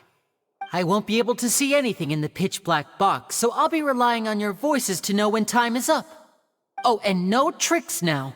If you quickly count from 60 in just 30 seconds, then I'll be in a tough spot.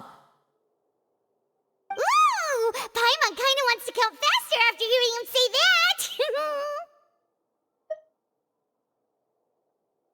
No, that won't do. I can see it in your eyes. You still can't be trusted.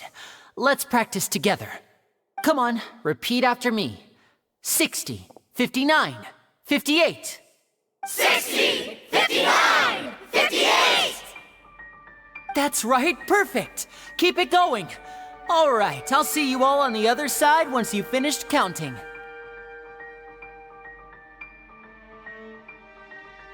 $54, $53, $52? Huh? Why aren't you counting, Nervalet? I am counting in my head. I think things are exciting enough in here as it is. Merely a consequence of my identity and personality. Do not worry about me. Just enjoy the show. Oh, all right. You look so serious that Paimon thought you might be feeling uncomfortable or something. 40, 39, 38! Mr. Linney, are you all right in there? Is everything ready? Yes, I'm fine, I'm just double-checking the direction of the magic. It would be a disaster if we get sent to the wrong places. For example, mid-air right above the audience. Even though he's saying that, Lenny doesn't seem nervous at all.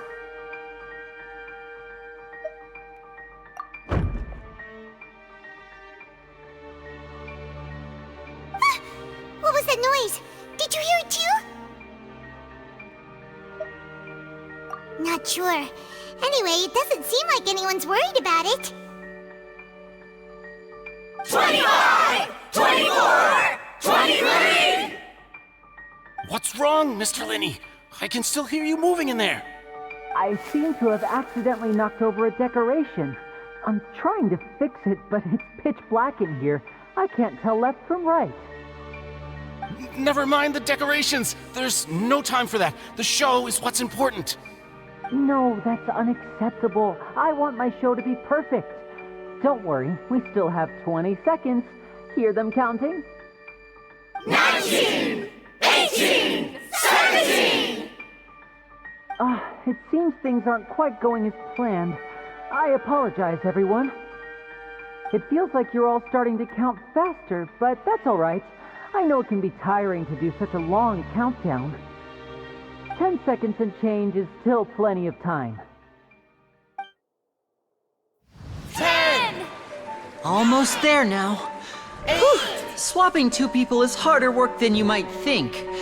Even a master magician like me can't guarantee I'll get it right the first time. Hey, wait! Is this the back one? I can't tell. They both look the same inside. Huh? No, that's not it.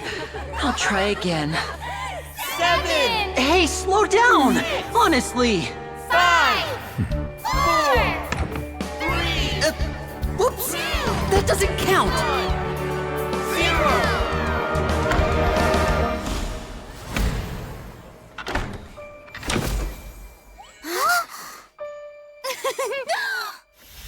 Ta-da!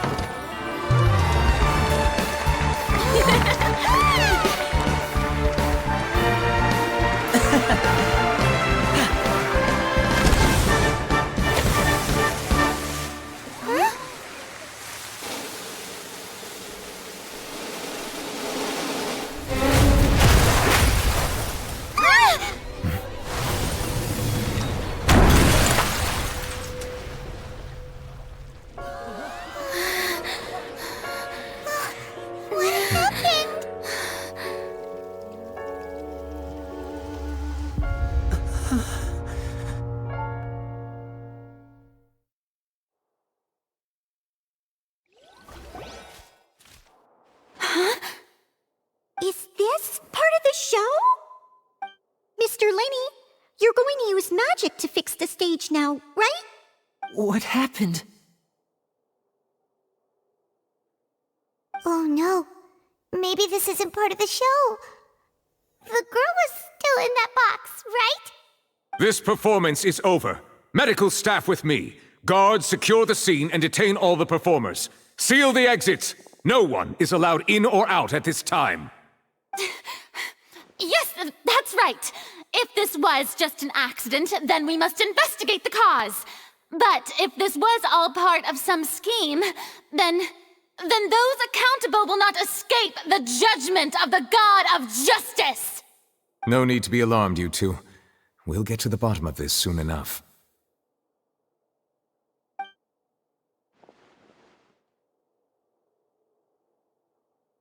Unfortunately, the person who is in the magic box has been pronounced dead. His name was Cowell, one of the assistants in Linney's magic troupe. Apparently, the fireworks on stage ignited the ropes that were suspending the water tank, which then caused the tank to fall onto the stage. As of now, we are still not sure why we found Cowell in the box, rather than the guest from the audience. And after an initial search of the area, the guards have confirmed that the girl is nowhere to be found. It appears that this incident was not merely some mishap with the performance. And there are many indications that it is connected with the case of the serial disappearances of young women. The serial disappearances case? That's the case that Charlotte mentioned before.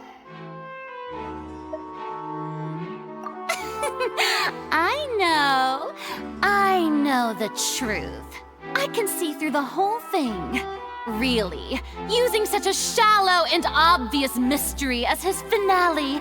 Did he really underestimate us that badly? I say that our powerful magician, Mr. Linney, is now the prime suspect for the serial disappearances case. Huh? Why me? This whole thing was an accident. Oh, this all occurred during your magic show, did it not? The missing girl disappeared after being chosen, did she not?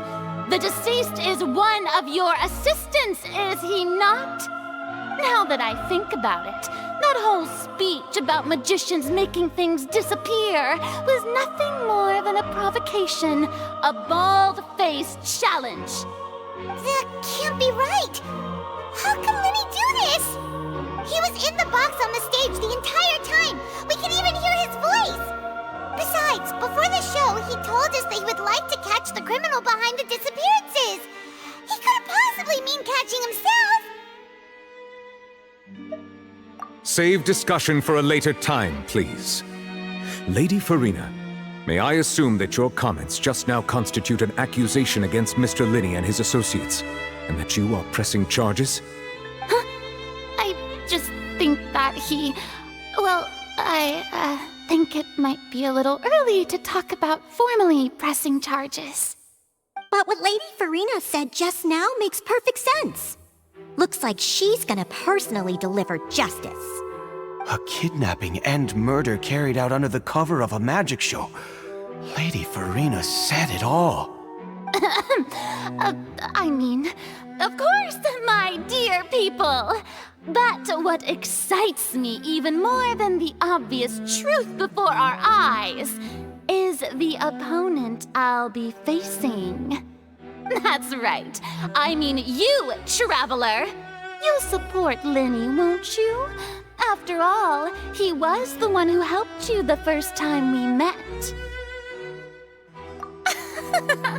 Then there's no problem at all. You know, the Traveler and I already had a duel the first time we met. But with Linny's help, our little duel ended in a draw. But draws really are the most boring possible outcome. So, no more draws. Between the two of us, there must be a clear winner and loser. And what better place to hold such a riveting showdown and decide the true victor than here, on the grandest of stages, the Opera Epiclese. It wasn't a draw. She obviously lost last time. I understand. Charges have now been pressed, and as such, a trial is in order. Well, Traveler, seems Lady Farina has set you in her sights. But putting her dramatic rhetoric aside for a moment, I would like to ask you, are you willing to act as Mr. Linney's attorney and defend him in this case? Very well. The trial will be held a day from now in the Opera House. Both sides may investigate the scene to build their cases and search for the truth.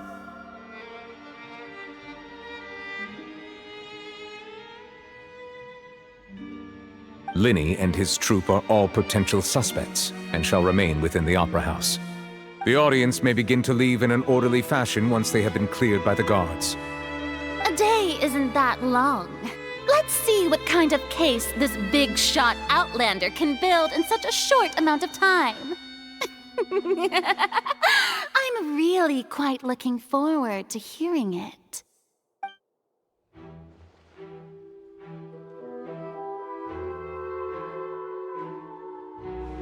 Linny!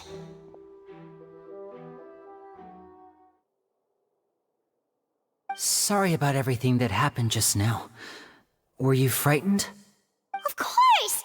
Who wouldn't be scared after witnessing an accident like that? Yeah, I'm a little shaken up myself. How could this happen? And poor Kel. I know you already claimed that you would defend me, but now it's just us talking. Tell me, do you think I could possibly be the murderer? Good to hear. Thank you so much for trusting me. I'm sure everyone sees me as the biggest suspect at this point. But if you ask me, the whole thing is mysteries layered upon mysteries, such that all that's left is confusion. I don't know whether what happened there on the stage was purely an accident or not, and I don't know why poor Cal was in the box. As for how that girl chosen from the audience could suddenly disappear, I'm afraid I don't have any answers either. If someone tampered with my performance, then we need to figure out what they did. Even a skilled and knowledgeable magician like myself couldn't pull all that off in just 1 minute. Which is precisely why we need to investigate! As this book says, the impossible could not have happened. Whatever happened must have been that which is possible. Paimon bought them when we were reading at the bookshop in the city earlier. Pretty cool, huh? Don't worry, Paimon used her own savings to buy them. It wasn't from our travel funds. I think they look cute on you, Paimon. You have good taste, Lynette! That's the right attitude. Feeling depressed isn't going to help me now. I need to get back to my normal self.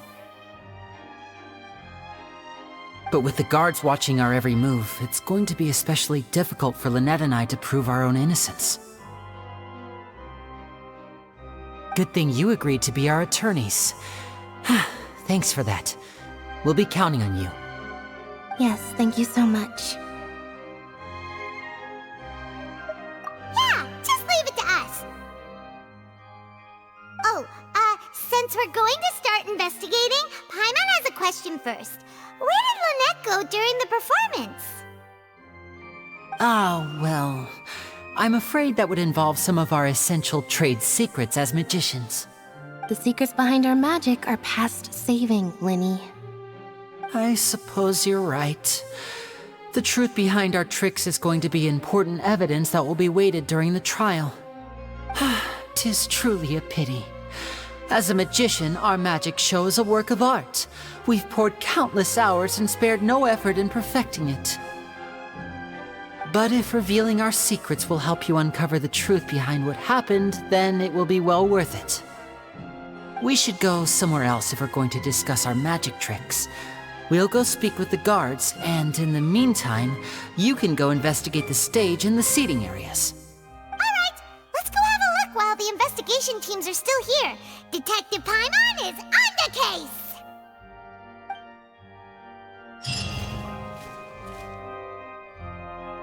Hello, officer. How's the investigation going? Ah, I see. You must be the traveler that Lady Farina mentioned. Listen, I'll be perfectly honest with you. I'd avoid getting mixed up in this whirlpool of a mess if I were you. Huh? What do you mean? Come with me and you'll see. The deceased is one of Linny's assistants named Cal. Even though he hadn't joined the troupe long, he was hardworking and everyone generally liked him. The assistants are usually in charge of setting up and inspecting the props, as well as assisting with the show and keeping the crowd engaged. As you probably saw when you were in the audience, the water tank suddenly fell and smashed the box with Cowl inside it. This is the real mystery. We've already searched the scene and were unable to find any traces of the girl. However, if you look carefully, the box was positioned directly under the water tank. The ropes holding the tank were then burned by the pyrotechnics on stage, causing them to snap. All these factors lining up so perfectly makes it hard to see this as a mere accident. If anything, the more logical explanation is that the whole incident was intentionally planned, and Linny is the most likely person to have access to all these areas. But he doesn't have a motive! Are you both good friends of his? Well, you can't say we're good friends, but we've known each other for a little while. So in just a short time, he was not only able to win your trust, but even convince you to act as his attorneys. I know there's no such thing as magic. The real trick of a magician is holding the audience in the palm of their hand. I've seen a lot of cases, and I can tell you that people are the least reliable kind of evidence.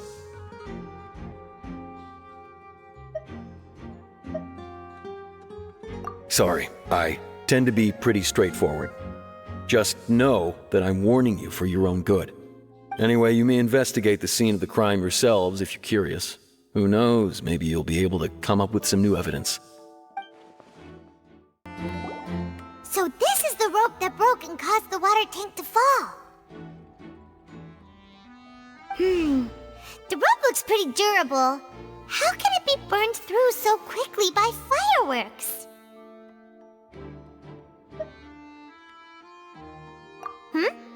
Why are you suddenly so serious, Traveler?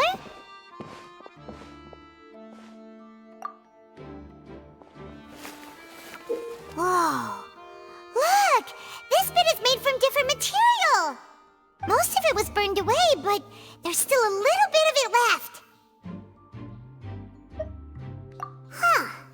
So if a rope meant to hold something was made with that kind of material in it, then that means... Wait! Why don't you write all this down? Let's take notes! Hello there! What are you investigating? Oh, this location has also been cordoned off because the Magic Troupe members are currently considered prime suspects. The investigation team is still collecting evidence. The seats were all booked in advance, so we were able to deduce the missing woman's identity by checking the guest list. Sure, it's not like this is confidential information. We will publish it later anyway when we petition the public to help us find the missing person. Her name is Halsey. She's a painter from Fontaine who's made a bit of a name for herself. Apparently, she wasn't a regular at the Opera House, but she'd been feeling some pressure with her work lately, which made her decide to come see the magic show. The Magic Troupe members all claim not to know her, and we have looked into her social connections. It seems that she has no personal grievances or conflicts of interest with the suspects. Simply put, she wasn't related to the Magic Troupe at all, which matches the features of the previous serial disappearances. Were the victims of previous cases also chosen at random? That's how it seems to us, in any case. Apart from the fact that they were all young women of around the same age range, there really weren't any other connections between them. Okay then. No need to be so formal. If you do happen to see the missing girl, please be sure to contact us. It is of utmost importance that we get to the bottom of these disappearances. The investigation team has some new findings. Turns out there's an issue with the random number selector after all. See, I told you. What if the machine picked some big guy's seat? You think the murderer would have still made his move then? Sorry to interrupt, but we're helping Linny and Lynette with their side of the investigation. What were you saying about the number selector? There's something wrong with it? You're trying to help them? That'll be a tall order. Linny used the machine to pick a random member of the audience during his performance, right? The lucky girl that later disappeared. Well, we thought there might be a serious problem with the machine, so we had it taken away for further inspection. It turns out that the seat number it picked wasn't random at all. The machine picks that same number every time. I'm sure you already know that you have to make a reservation in advance to get a seat, regardless of whether it's a trial or some performance. In other words, Linny knew who would be sitting where from the very beginning. That much checks out. Linny reserved our seats for us too. Bet you see why I was saying it'd be tough to make a case for Linny. Even though it's bad for Linny's case, Paimon had better write it down. I see that you're investigating the area. Well, it just so happens that I'm interested too. If you find any new and interesting leads, be sure to share them with me, alright? We don't have too many thoughts yet.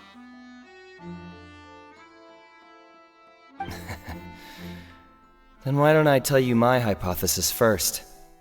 The way I see it. It all started with that loud thud. The thud? Oh, you mean the sound that happened during the countdown? Yes, exactly. It wasn't terribly loud, but I suspect that most people heard it.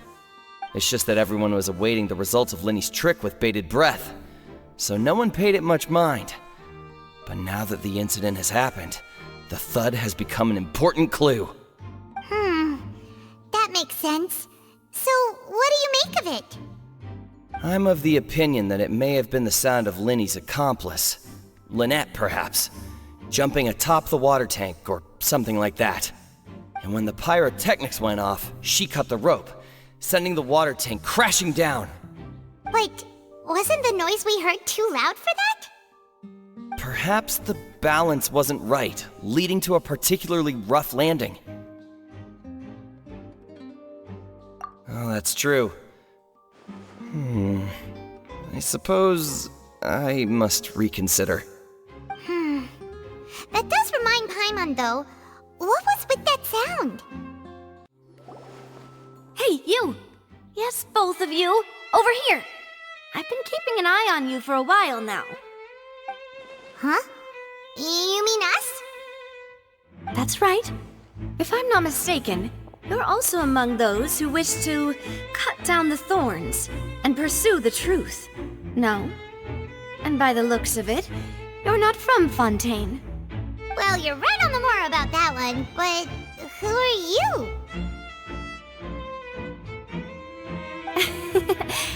Have you never heard of the Spina di Rosula? From mediating disputes and providing protection to solving conundrums, you name it, Spina di Rosula does it. And I, Navia, have the honor of being its renowned president. Though those who play by our rules call me boss. I'm Silver, her attendant. Pleased to meet you. And I'm Melus.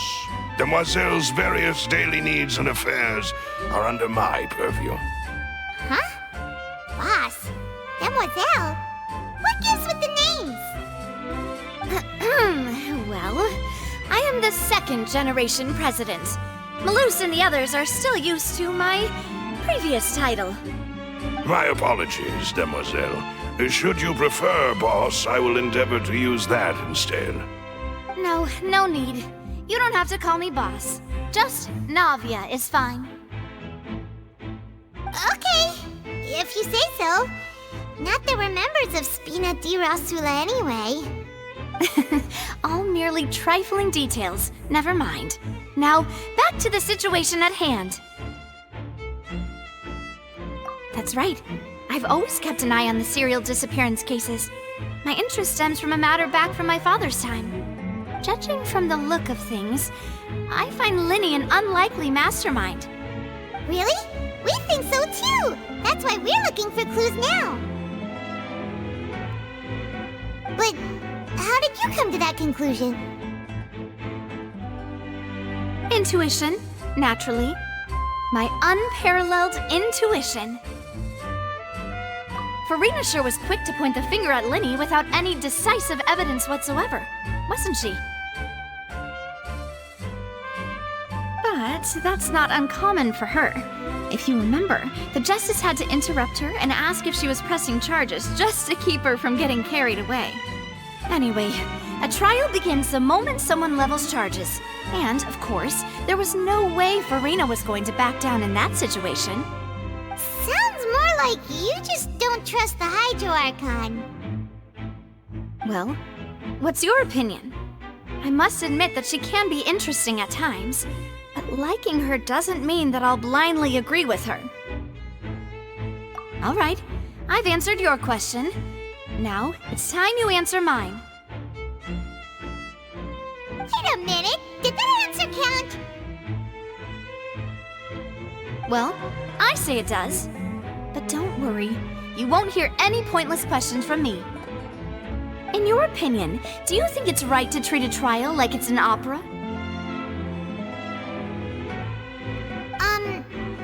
Well? And why would that be?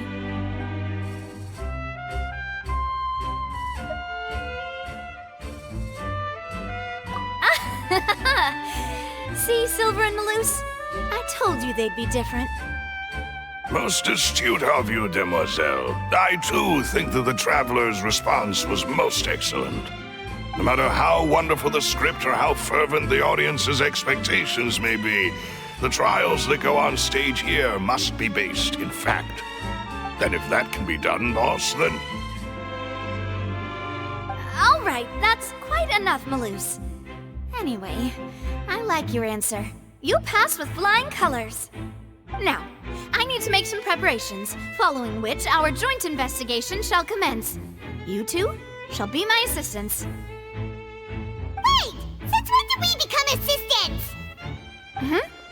Oh, well, I can be the assistant, sure. Or your companion, if you like.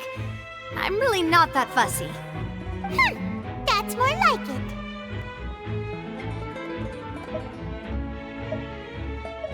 Far be it from me to brag, but I believe that Demoiselle's intuition will be instrumental in uncovering the truth.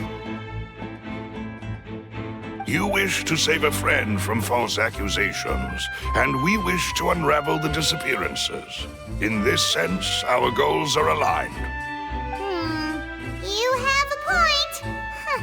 You're quite the talker, aren't you, mister? And what about you over there? What do you think? You seem like you've got something on your mind. I have nothing to add. Oh, alrighty then. We'll be making some preparations first. Just be sure to let us know if they start revealing Linny's tricks. Thanks! Sorry, but no one can freely enter or exit the Opera House at the moment. If you wish to leave, you must register your identity with us first.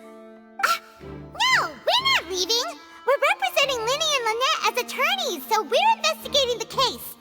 Were you always guarding this entrance? Yes, after the Chief Justice gave the order, everyone coming in or out must undergo a strict inspection. So, the missing girl couldn't have left from here, at least, not from that point on. I doubt there was much opportunity then, either. How can you be so sure, Well, because I was in charge of security near the entrance at that time. I couldn't see Linny's performance from here, which was quite a shame. Just my luck. But still, I did not abandon my post, and I stayed put no matter how loud the applause was. If someone had so much as even approached the door, I would have noticed it, let alone if they had tried to leave. We Melusines are good at that sort of thing, you know. So, it's safe to say the girl couldn't have left through here. Alright, thank you for your help. This'll be useful info. Understood. Then I will be going with you. Just so you're aware, I will be monitoring your actions and making notes as necessary. Very good. Thanks for being so agreeable. I'd pull a rose out of my hat as a gift for you if I could. You may spare the pleasantries. I'm just doing my job. You've arrived. Who's this? Me? I'm Spina di Rosula's guardian angel. If you've got a problem, I've got the firepower. Sorry, I got a little carried away there. Call me Navia. I'm a partner of theirs, and will be helping investigate this whole situation. And these are my companions. Would you mind if they join as well? Fine by me. Oh, new helpers? I would be most grateful. Well, let's just say we're tagging along. It's not every day you get to see the secrets behind magic performed on such a large scale. I appreciate your kind interest. Come with me. We'll be heading below stage.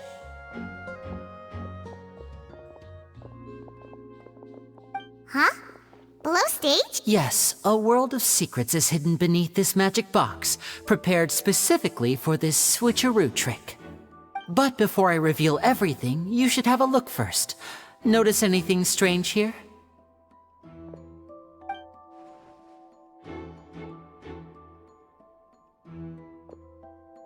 I'm not trying to be dramatic. Remembering the details of a trick will help you understand the methods used to perform it more easily. Huh. Weren't there balloons and other decorations here? Where did all that go? Ah, good eye. That said, you're still far from discovering the answer. The back? You mean the inside of the door? What's different about it? Paimon didn't notice anything. Very good indeed. I thought you might not be able to catch that, given that you were sitting in the first row. The back of this door was patterned. Those patterns are now gone, replaced by a smooth wooden board. So, if you put 2 and 2 together, what do you get? Exactly. All right, let's go. I'll tell you how it works as we head down.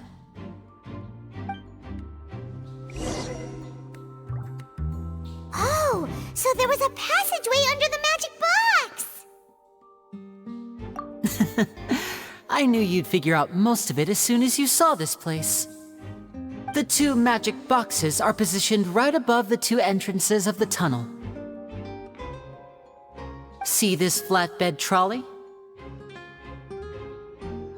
The box with the lucky audience member in it would be shuttled over to the other side using the trolley. This trolley can raise and lower and even rotate, ensuring that the box will face in the right direction. I see. So that's the purpose of the box inside another box. Precisely. The inner box would descend after the audience member was put inside and be moved along the trolley, all while the outer box would remain on stage as if nothing had ever changed. So that's how you did it! Once the box was lowered, the trolley would store some energy through this device here, with which it would complete the rest of the steps. The audience member would only be able to feel some slight movements in the dark, and by the time she walked out, she would already be back on stage. Right! You were talking that whole time, and you even came out for a moment near the end! Ah, yes. A phonograph operated by Lynette was used to achieve that effect. My assistant and I had already scripted our conversation beforehand. When the countdown began, I had already gone to the opposite box via a tunnel using that ladder. And what about Lynette? Where was she? I was in the mezzanine space in the back of the box. Oh, interesting! That's how we were able to coordinate Linny's lines with the assistant. And, by the way, I was the one who walked out of the box at the end. I mean, we are twins. All it takes is a change of clothes and no one can tell who's who. And that's my favorite part of this trick. Only Lynette and I can perform it. So that's how it all worked! Wow! Every detail you revealed was more amazing than the last! Lynette would briefly walk out of the box and then go back in, jumping into the tunnel and escaping before the box on the trolley could finish ascending.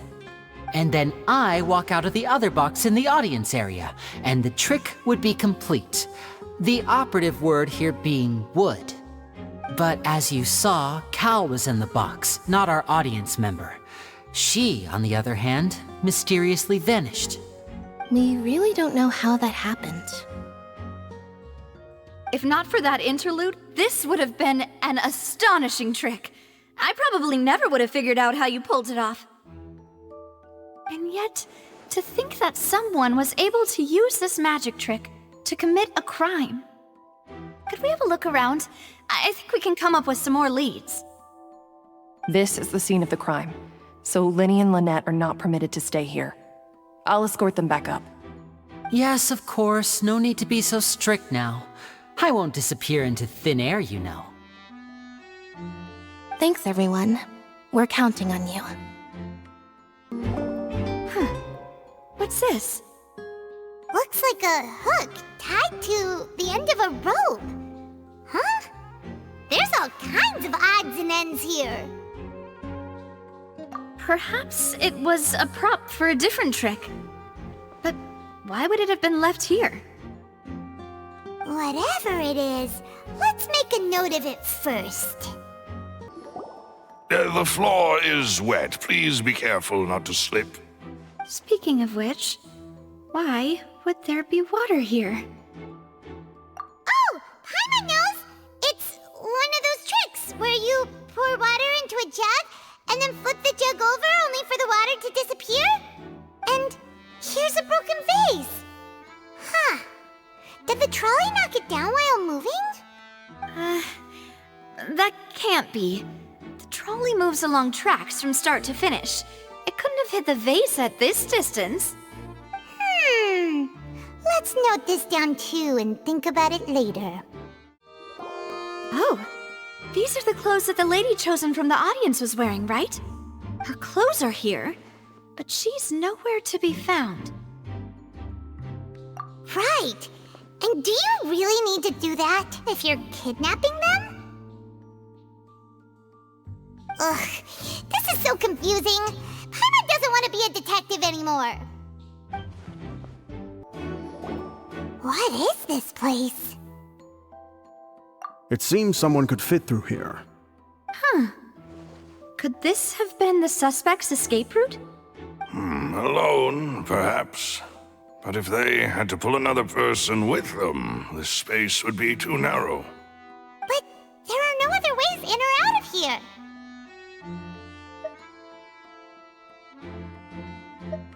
Oh, you're right! Let Paimon write that down. Well, we've ascertained the state of the crime scene.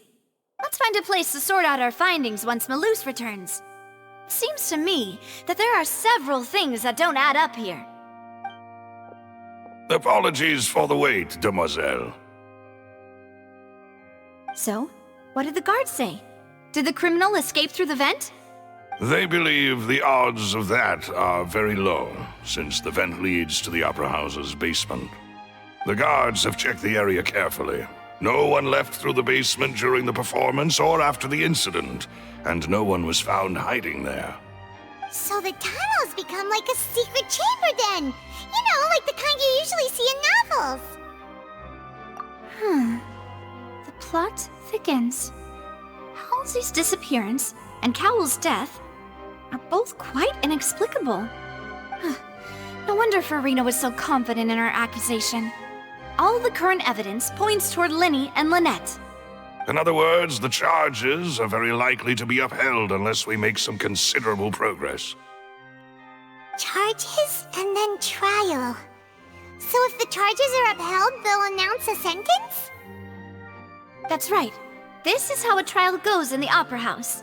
During the proceedings, the Chief Justice and the Oratrice will hear statements from both sides. That's right. This is how indemnitium is produced.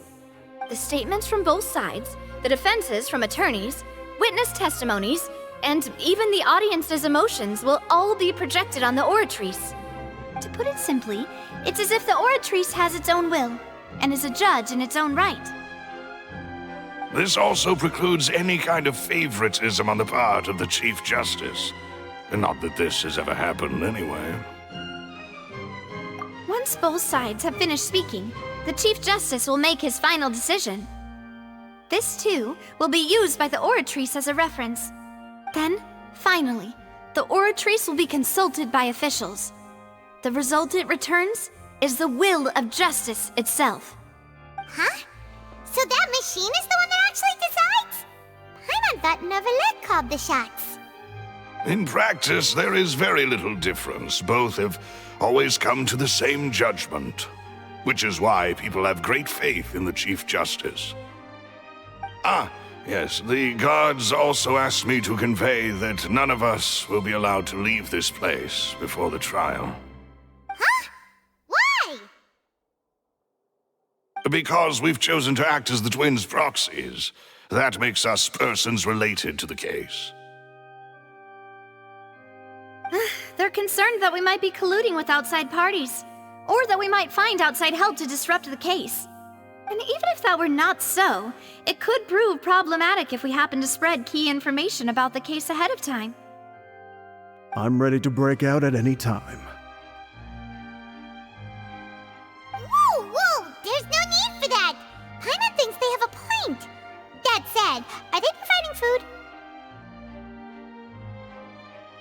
Of course. I just hope you don't mind the lack of options. I'm afraid that catering to all tastes is not in the cards, nor is any guarantee of balanced nutrition. In that case, let's just sort out our findings together here. Pity. I was hoping to take you to try some of Fontaine's famous desserts, too. I mean, what better way to properly think through our findings than over some tea and sweets? Huh. Breaking out suddenly doesn't seem like such a bad idea after all. Just kidding, just kidding. Paimon will still do her best, even if there are no snacks. What do you mean, no snacks? Of course we'll have snacks. If we cannot buy some, then we'll simply make some. Huh? Here? But how? Understood, demoiselle. Everyone, please come with me.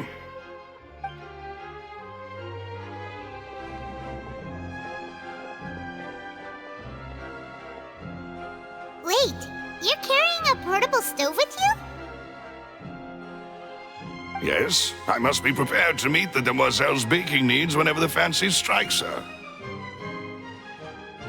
I have eggs, sugar, and almonds at the ready. Good work, you two. Then I'll get to it. Please sit tight for a moment. You'll get to taste my awesome snacks soon enough. These three are quite the interesting group.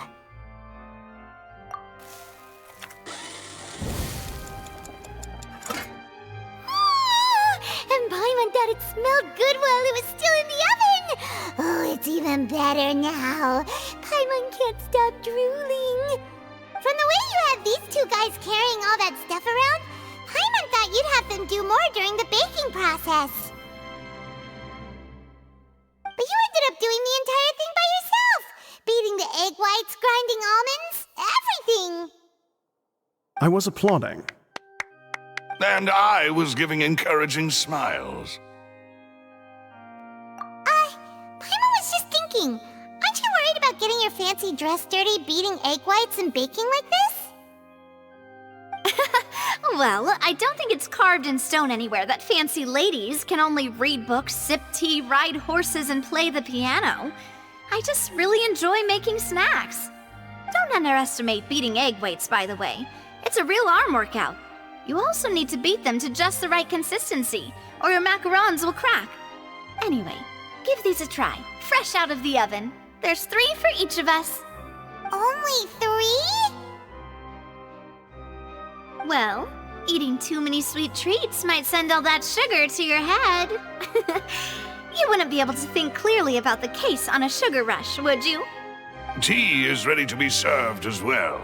This is Demoiselle's favorite, strong black tea with a floral fragrance that clears the mind and lifts the spirit.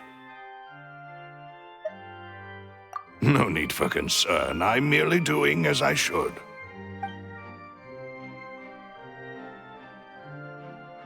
All right then. Down to business. As Paimon mentioned previously, the tunnel seems to be something of a secret chamber. However, we can assume that Linny and Lynette were not alone within it. Some criminal also occupied its sealed confines. The magician twins could have committed the crimes, of course, but they lack any logical motive. Exactly! Why would they do such a thing right when everyone was watching? The flower vase and the thud we heard during the performance could indicate some altercation between Halsey and the criminal in the tunnel, resulting in the shattering of the vase, the discarding of her clothes, and her abduction. Perhaps the criminal thought that since she was chosen from the crowd, she would be too easy to identify if she was still wearing the same clothes. Paimon thinks that makes sense, but the real trouble is... True. None of the clues we found thus far support the existence of this third person. But the only people left to consider are both technically victims, whether it's the missing girl, Halsey, or poor Cowl. Huh. Could Halsey have secretly made modifications to the magic props in order to murder Cowl before making her escape? That's right. And even if she had tampered with the setup, she would need to understand the entire trick to pull it off. Nor does she have any motive. The guard said that she has never had any dealings with the Magic Troop's members. Were we not thorough enough in our search? From the sound of things, this is turning into an impossible case. Your macarons are amazing though, Navia. They smell great! They're nice and crisp and super sweet! They are my specialty after all. And I see you've already had 5 of them. What? 5? Oh, that can't be right. Paimon only counted 3, honest! Please don't worry about it.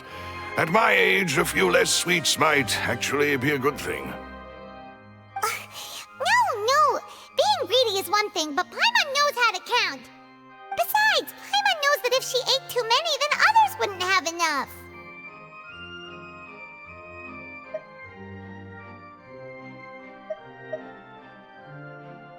Wait, even you don't believe Paimon? How could you? If Paimon ate those 2 extra macarons, then may they turn into stone in her stomach! All right, we get it. Well, I suppose one of us might have gotten too engrossed in our chat and eaten them by mistake. No big deal. Malus, set up the stove again if you would. Huh? What are you doing? Making sure everyone gets 3 macarons, of course. Exactly. We don't want to trouble you. As you wish, demoiselle. And I have the egg, sugar, and almonds. Well, this really is your hobby, huh?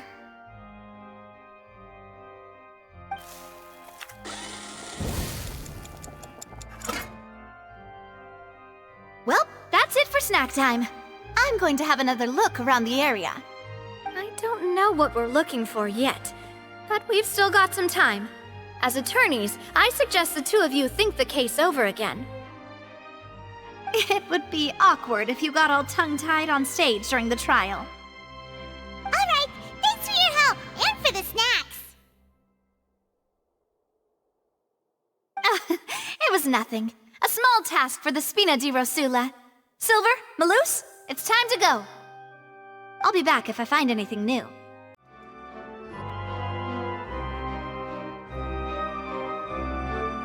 What do we do? The whole situation is so confusing. Good plan. Impossible things don't just happen. We'll get to the truth one way or another. Just relax. Even if everyone else suspects Lenny and Lynette, at least we will be supporting them from the stands. Besides, I doubt Farina understands any more about what happened than we do. Thanks, Navia. Well, we'll be going then. Best of luck to you.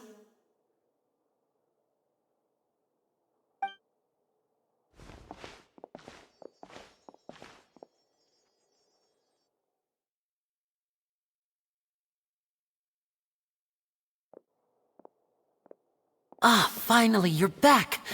Well, how did your investigation go?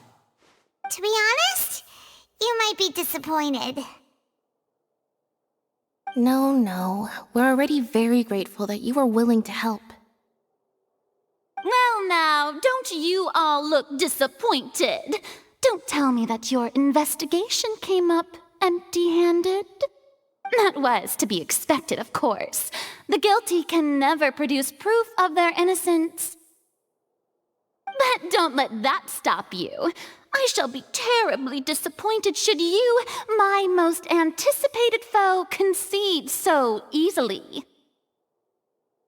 Since both parties are present, I declare that the trial regarding the magic show incident is now in session. Firstly, in order for the audience to understand the causes and results of the incident, could we please have Mr. Linney explain the trick? Yes, of course. I will explain while Lynette demonstrates on stage. All the necessary items have been prepared.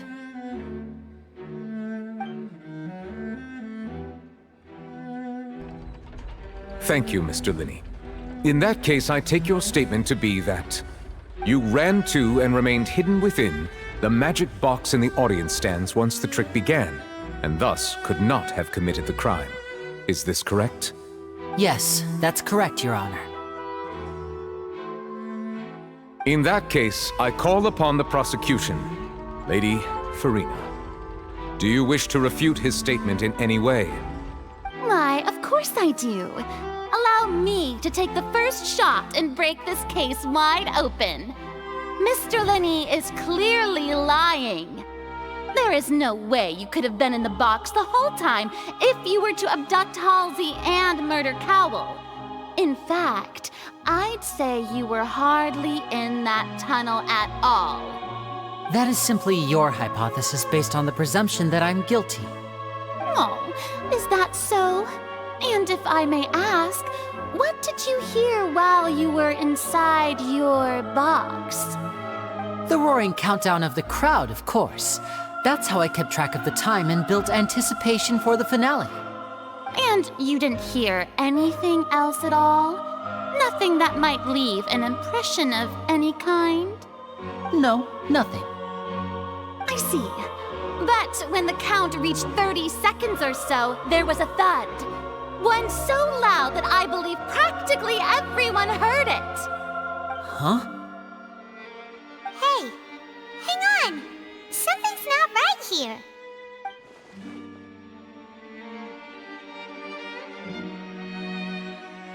Yeah, I'm sure he could have heard a noise that loud from inside the box. I was right by the box and I definitely heard the thud. Look at those scales. Could those mean... Well then, ladies and gentlemen, allow me to use the words of the magician himself. You never know what can happen in the blink of an eye. Indeed, it seems his alibi can also collapse in the blink of an eye. Of course, I have armed myself to do far more than smash your alibi. Confidence cannot go unfounded, and my foundations are rock solid. Tell me, aren't you and Lynette actually from the House of the Hearth? The House of the Hearth? No wonder they did something like this. So the serial disappearances were the Fatsui's doing. Now it all makes sense. I've got a feeling that what happened on stage probably wasn't just an accident. That's irrelevant. Our identities have nothing to do with what happened. Indeed. Then perhaps you could tell us everything that happened during that 1 minute. Your first priority is to prove yourself innocent after all. I'm sure there is little that needs to be kept secret now. Unless your script already has holes in it. The Outlander is speechless. My, oh my, don't they look flabbergasted? Now comes the infighting and discord, I suppose. This was almost too easy. Good thing I made all those preparations. Seems the all-nighter I pulled last night is really paying off. Hey, Linny! Why didn't you tell us this before?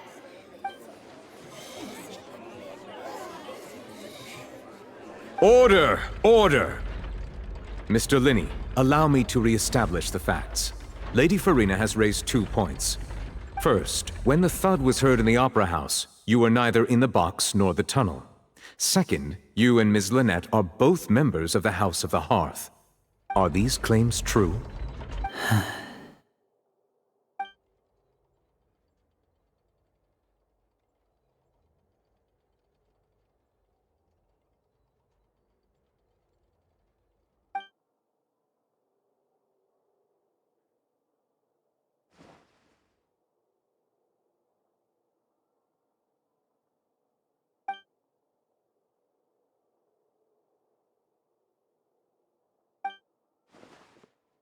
Please answer my question, Mr. Linney. I'm sorry. Yes, they're true, Your Honor.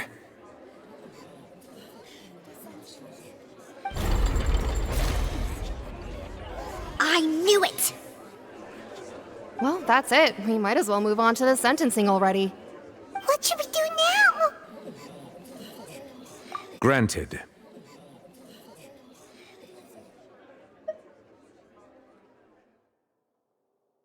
In that case, what is your request? Is that really necessary? They're already as good as guilty. The defendant deceived their own attorneys. What is there left to discuss? Order! Order, I say! Your request is reasonable, and we shall adjourn. This trial will reconvene in 1 hour. So you would stick to Mr. Linney's defense even after knowing what you do now? You certainly have more professionalism than I thought. In that case, my dear audience, let's allow the joy of victory to steep for a little while longer.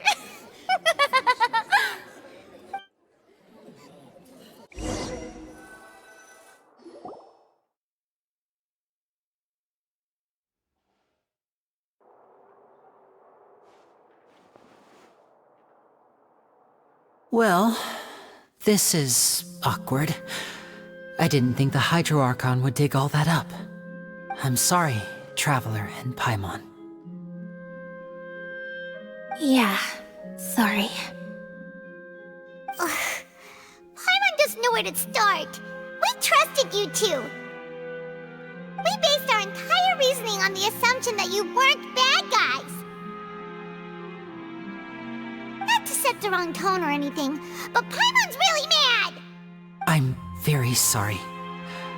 I know you're angry, and reasonably so, but please, let me explain. I know you've clashed with the Fatui several times before. I wouldn't be surprised if just hearing the word is enough to make you upset.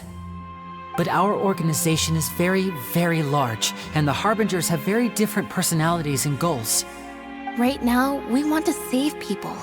As many as we can. That's right. I'm sure we're on the same page when it comes to this nation and the disaster that its people might face. I knew if it weren't for our respective identities, we could become good friends. That's why I didn't wish to flat out lie to you, but chose to hide some details instead. The truth is very important, but being completely transparent about everything would see us spending more effort than we need to. Right. So, you be the judge. Heck, if I were you, I fear that I'd even struggle to trust me at this point. You met a Fatus who works as a magician, a trickster by trade. All by coincidence, too. But still, I'm asking you to trust me. I am no criminal. At least, not in this case. Sorry. Please forgive us. Well, you both say that, but... Right, let's hear your answer first, and no lies now! Of course. I'll answer any question you ask. We've been trying to find out how the Oratrice operates. We want to know why it has a consciousness. Why can it deliver sentences accurately? During our investigations, we learned that the machine's core is beneath it. From that moment on, Lynette and I have been designing this box swap trick, with the objective of getting close to the core. Is that why you needed a whole minute? That's right. In truth, the audience would take about 75 seconds to count down from 60, while I would only need 15 to get to the opposite box. So, after jumping into the tunnel, I accessed the Opera House basement via the vent, and went to investigate the room in which the core is stored. That air vent was created during the construction of the tunnel specifically to execute this step. Well, nothing. As soon as I reached that room and was about to investigate, I heard someone's voice. Which should have been impossible, of course. I was quite certain that I was the only one in the room. That voice seemed to recognize me and tried to speak to me. I chose to err on the side of caution and retreated the way I came. On the way back, I saw the broken vase and the clothes on the ground, but the countdown was almost finished, so there wasn't time to give it any thought. After that, the homicide occurred just as you saw. Well, that explains why you didn't hear the thud. Because of that prophecy I told you about, of course. We must know all we can about this nation's secrets in order to deal with that prophesized crisis. That's the only way we can save everyone. So, there you have it. The whole truth. I swear, I didn't hide anything from you this time. It was never my wish to proceed under this cloud of mistrust either. But like I said earlier, you can be the judge. If you want to leave because you don't trust the Fatui, there's nothing I can do to stop you. Well, Traveler, you decide. Paimon will follow your lead however you choose.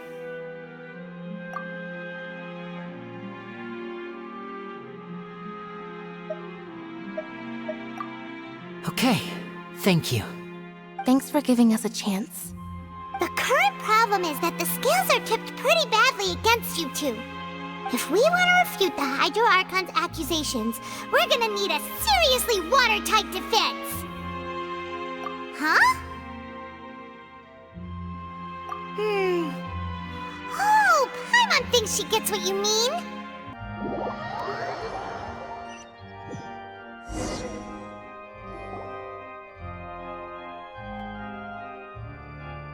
Both parties have returned to their positions. Let us continue the trial. When last we left off, Mr. Linney acknowledged the new evidence presented by Lady Farina as fact. Therefore, Lady Farina may continue stating her reconstruction of the events. Ugh, that took long enough. Now then, if everyone would lend me their attention. At this stage, let's revisit that scene from Linney's perspective. As the countdown began, he entered the tunnel. When the flatbed trolley passed, he opened the box and got into an altercation with Halsey, which caused the loud thud. He did not realize that this sound could be heard by everyone in the opera house, which is why he claimed earlier that he could not hear the sound. Finally, he used the vase to knock her out, before making her change clothes to prevent others from recognizing her. At this time, Cowell arrived in the tunnel, having heard that strange noise, and caught Linney red-handed. So Linney proceeded to knock him out too before stuffing him into that box. Afterward, Linney passed the unconscious Halsey to his accomplice through the magic box in the audience stands, before operating the devices such that Cowell's death would be ruled an accident. And there you have it. That's the truth behind what happened. Does the defendant's side have any objections to Lady Farina's description of the events? The key to refuting Lady Farina is the order of events. What Linney experienced and what he saw. Attention! Ace Detective Paimon has something to say! When the countdown started, Linney did indeed go into the tunnel. But he immediately used a vent to access the Opera House basement, which is where the underground core of the Oratrice is stored.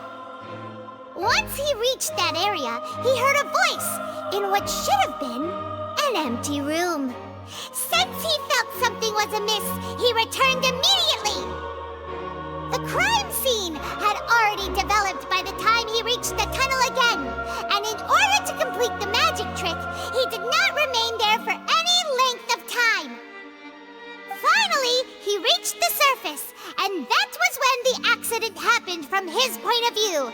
Therefore, he's innocent!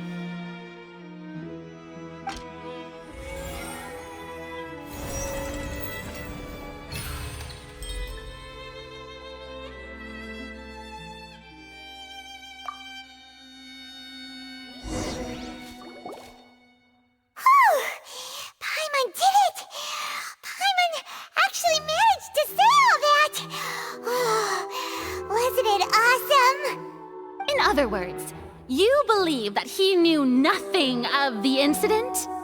That's right!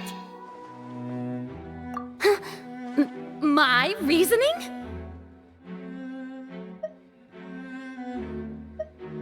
If that's the case, then if Cowell hadn't entered the tunnel, who was the entire setup meant to kill? Assuming that what you say is true, Linny only needed to kidnap the young girl to cause a new disappearance case. What would the point of killing someone on stage be? Oh, they have a point. That's right, you tell him! And that's why they're partners of mine. They've managed to turn things around. Oh, well, your denial is very strident, I'll give you that. But what proof do you have to back your claims? Of course I do. If he had been in the magic box the whole time, how could he have not heard that sound? Why do you ask? You're saying that he wasn't?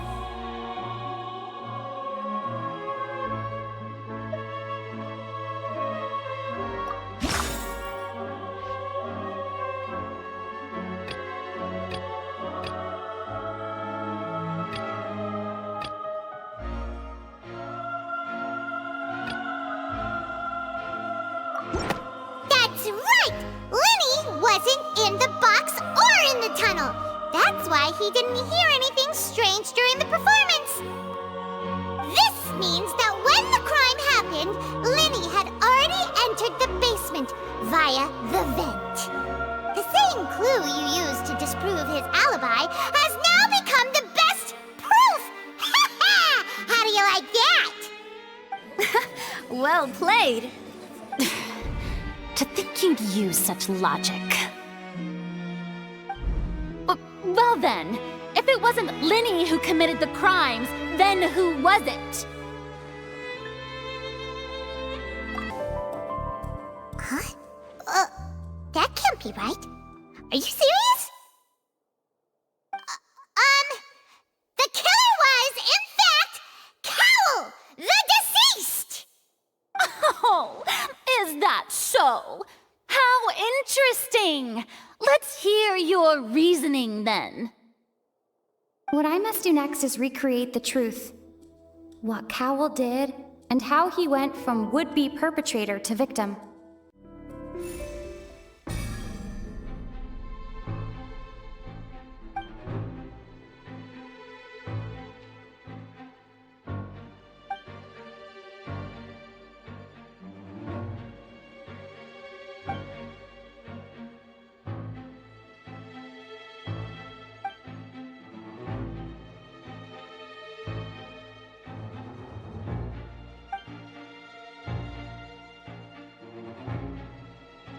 What's wrong, Traveler?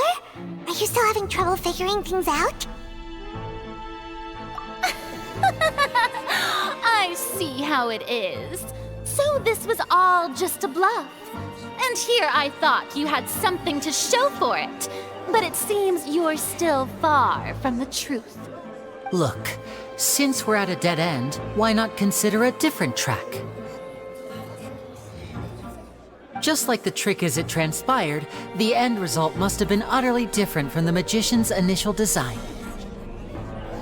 If only we knew how Halsey disappeared.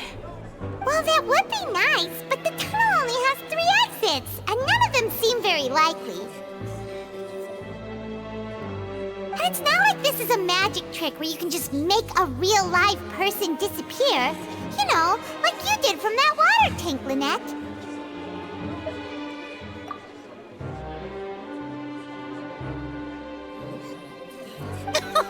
Excuse my interruption, dear opponents, but do you not see that the crowd is growing impatient? There is no greater sin in this opera house than an awkward delay in the performance.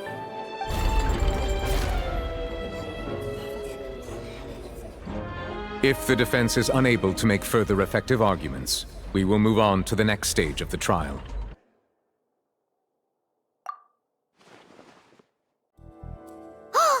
Paimon gets it! It all comes together if Halsey disappeared instead of being kidnapped. Lynette escaped from the water tank, vanishing gradually and leaving only clothes behind. If there's a similar method where a person could be transformed into water... Just a moment, please. I do hope you know how preposterous you sound at the moment. How could a person ever be transformed into water? This is reality we're talking about here, not some magic trick. Must we really? I should think that of anyone. Your friend Linny already knows this truth very well. Magic tricks are ultimately just illusions and misdirection. But Halsey's disappearance is very real. We're talking about two completely different things. Even so, I trust the Traveler's judgment. The truth must be out there somewhere. Perhaps some new line of reasoning may open if we try to gather all the focal points that don't make sense.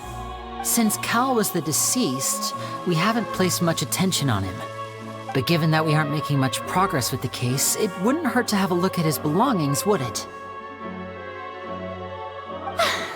People really do come up with all sorts of harebrained schemes when at the end of their rope.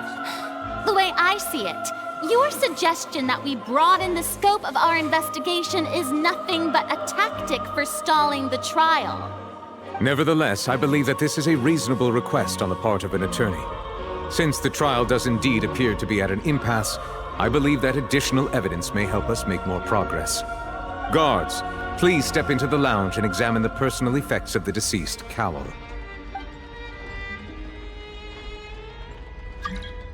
We are still examining the items, but we have already made critical progress that we feel must be shared with everyone post-haste.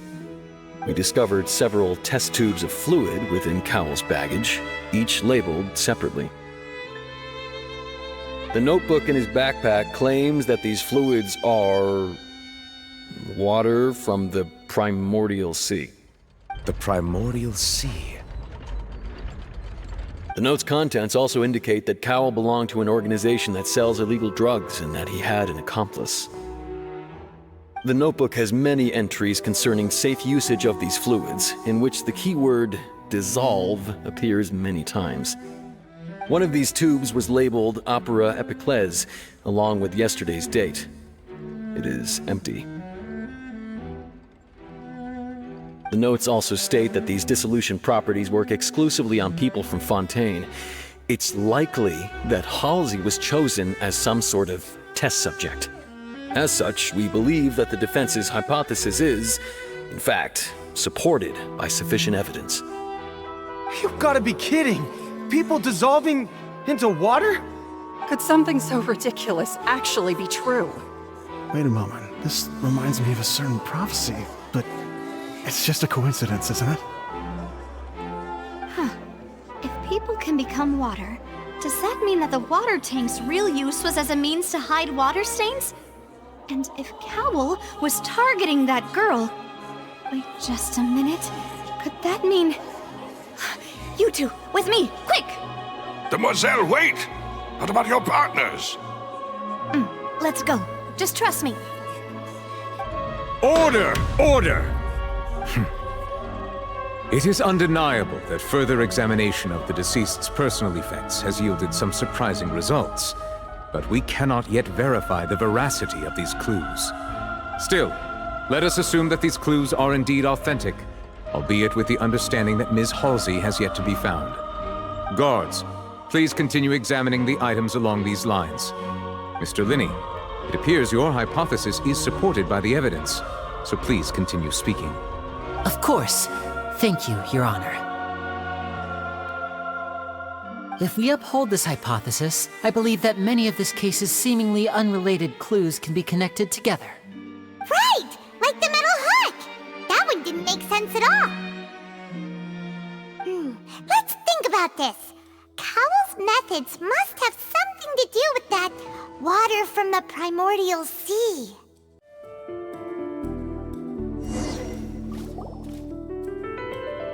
Ahem! It's Ace Detective Paimon's time to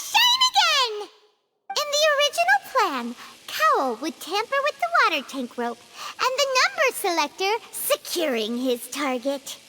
When the magic box containing Halsey was lowered, the metal hook would retract gradually and pierce the balloon at the top of the box.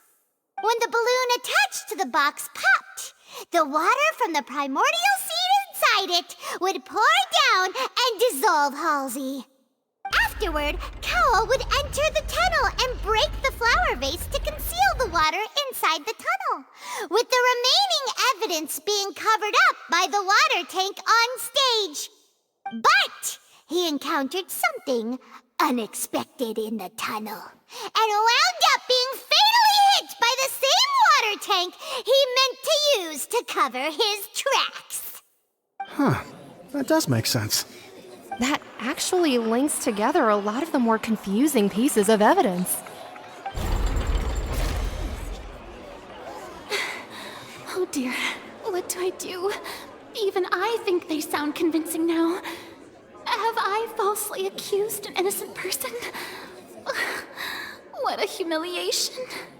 Now, it seems like the only point of contention remaining is the exact circumstances that led to Cal's death. His notes mentioned he had an accomplice who could be related to the situation. On that note, the guards have just contacted me indicating that they uncovered new evidence. I shall now invite him on stage to share it with us. Thank you, Your Honor. We were just inspecting the luggage of the other people involved in this case. And we found an identical sample of the water from the primordial sea among Linny's personal effects. What? That can't be. Oh, I see. Well, how wonderfully comedic to have your own counterattack only to come back and wound you. Does this not clear all doubt? My dear citizens, my loyal audience, allow me to present my reasoning and bring this performance to a swift close. Linny did not need to take part in the dissolution of the young woman at all. Indeed, he did leave the scene via the vent. Having made modifications to the props beforehand, his accomplice Cowl then caused Halsey to vanish using the water from the primordial sea. But upon his return, in cruel avarice, Linny desired sole credit and prepared to do away with his partner in crime. Ultimately, he knocked Cowl out, and the tool meant to cover the crime up also became a murder weapon. Now, as much as I regret having come to such a viciously straightforward conclusion, it does seem that the famed Fatui is quite the cold-blooded and ruthless organization. Am I right, Mr. Linny? We've used up all the evidence we collected. There's no way for us to make a rebuttal here. Is this the end of the road?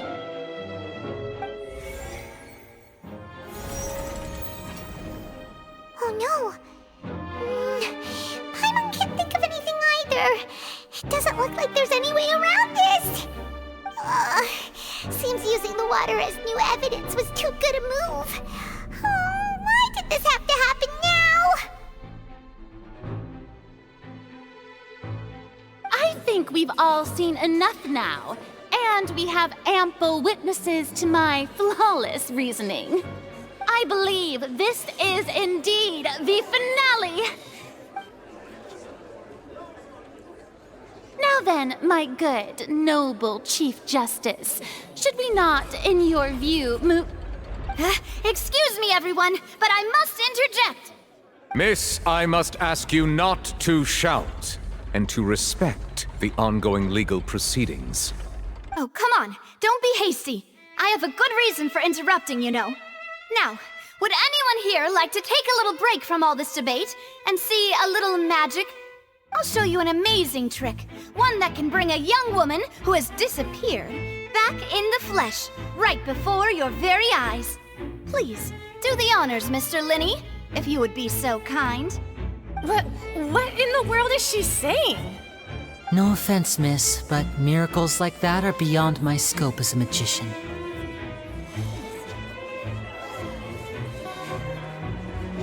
Come on now, don't be silly.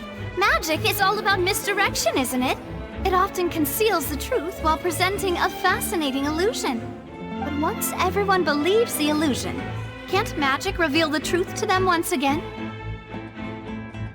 And wouldn't such a trick be the most marvelous finale to today's performance? Come on, Lenny and Lynette, give it another go. Don't worry, Spina di Rosula has made the necessary arrangements on your behalf. But as the magic makers and stars of the show, I think I should leave the final performance to you. I understand.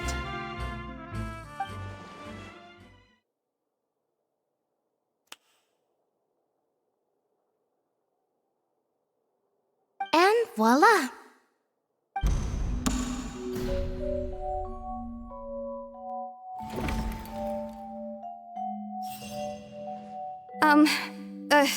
Sorry for the interruption. Wait, isn't that Halsey? So the whole thing about people dissolving wasn't true after all? To be clear, I'm only here because this person told me that if I testified, the merit of doing so would lessen my sentence. I was hiding outside this room listening to the proceedings because I was afraid that I would be the one put on trial. I was just feeling happy that no one had noticed me, and then before I knew it, she caught me. That'll teach you to underestimate us three. Where should I begin? I'm sorry. I'm the one who killed Cowell. I admit it. What? Why? Firstly, my name isn't Halsey. It's Lillian, and I'm originally from Mondstadt. I heard that Linny's show was gonna be a real thriller, but I missed the chance to buy a ticket, so I stole one. That's how I make a living.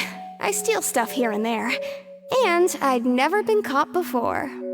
But I was noticed at the harbor a few days ago, and I barely got away. Linny was the one who caught me in the act. Hey, no wonder you look familiar. So you were the thief! Liddy even mentioned that you were pretty skilled. Well, and I thought that would have been the end of it, but then the number selector chose me. He even mentioned the Fortress of Meripede. That's a prison, isn't it? So you can imagine how shocked I was. I thought he was on to me for sure. So I played along with the show while looking for an opening to flee, but then I got water poured on me for no reason, and then someone jumped into the tunnel to nab me. I wasn't going to take that lying down, so I knocked him out and stuffed him into the box. There was nowhere to run from there, though, so I had to change my clothes and hide in a box containing performance costumes. I slipped out after the first guard arrived at the scene and continued hiding inside the opera house. Can a person even hide in there? But I swear I didn't know that the water tank would fall down.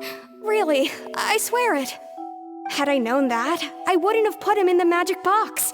I may be a thief, but I'm no killer. Well, that makes everything pretty clear now, doesn't it? This time, we need to tell the entire story from Lillian's perspective.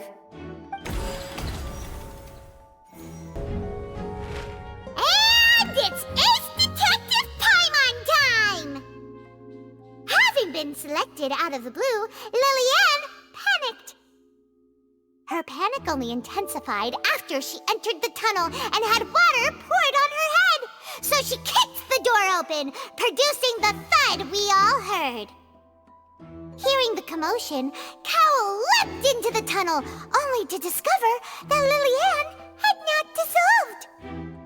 He did not know that Lillian was not from Fontaine, but was a thief who made her way in by stealing a ticket. Mistakenly believing that the water from the primordial sea needed time to take effect, he tried to force Lillian back into the box.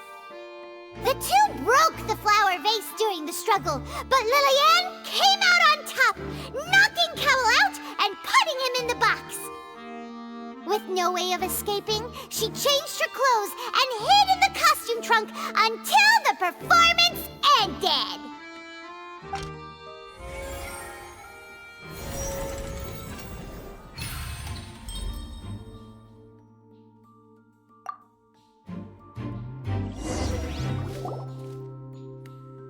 She knew that she would have to go through guard inspection if she tried to leave afterward, so she has been trapped in the Opera House these last 2 days! She had already become desperately hungry by the time we were chatting over macarons. So, she swiped 2 of them right under our noses. Talk about a sneaky thief. At this point, all the events that happened in the tunnel have now come to light! Ah, so that's the whole story. Bravo! Bravo! Now then, Lady Farina, do you wish to speak against the defense's statements? Please answer the question, Lady Farina. Also, if I may add, the trial has not yet ended. As such, I request that the prosecution not leave the room before the proceedings have concluded. What, are you reading my mind now? No, I have no further arguments. I admit defeat. But really, could you at least have left me with some dignity? Wow, look at that! She's like a deflated balloon now. If there are no objections, then as the Chief Justice of Fontaine, I shall once again repeat the full sequence of events. The actual perpetrator of the serial disappearances, Cowell, selected his next victim from the audience reservation list. With some modifications to the selector, he could ensure that the pre-selected young woman would be chosen.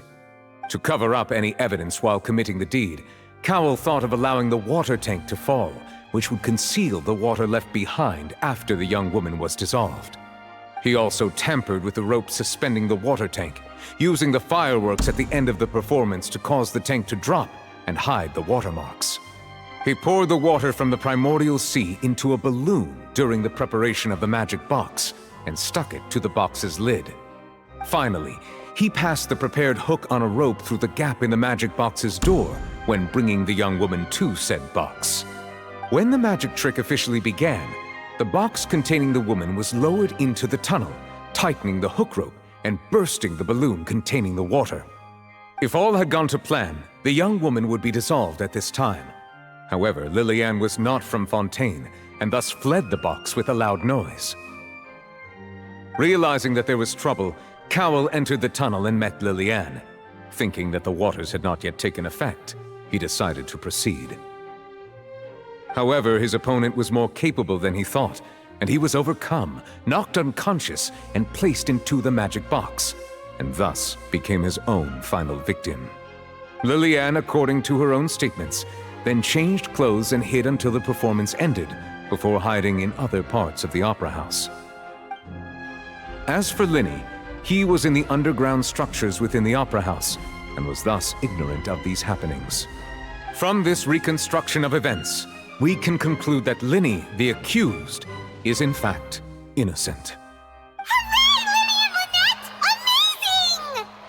While there is much in Linny and Liliane's conduct that should still be investigated separately, this case, at least, can be handed over to the Oratrice to make the final decision.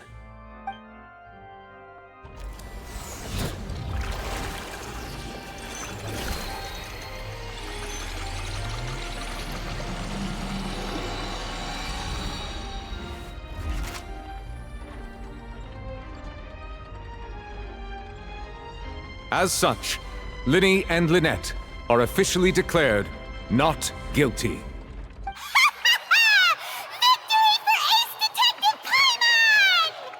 Great work, partners. Thank you all. Thank you so much. Next, I think we deserve an explanation, Guard Vaughn. How did you find the water from the primordial sea in Linny's baggage? Right! Your discovery caused me to make a serious mistake, you know. Or was that not a discovery, but false evidence evidence that you dare to bring before this court? I suspect that the accomplice mentioned in Cowell's notes was not Linny, but you, yes?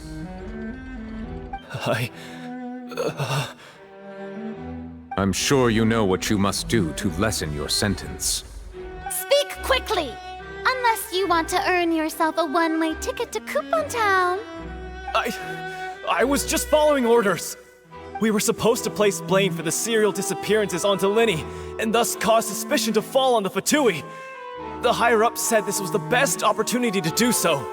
And now that your plan has fallen through, and the secrets of the water have been revealed, you have become a liability to said higher-ups, yes? Therefore, you would be wise to tell everything you know, and seek the protection of the guards.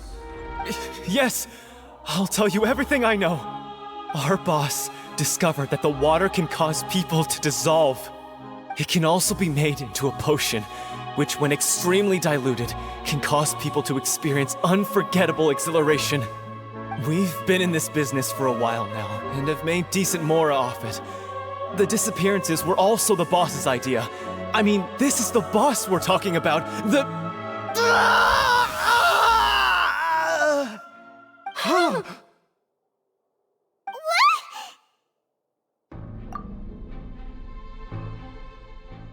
And now he can no longer talk. Such ruthlessness. I shouldn't have expected any less of them. An outrageous act. All present, please submit to inspection immediately.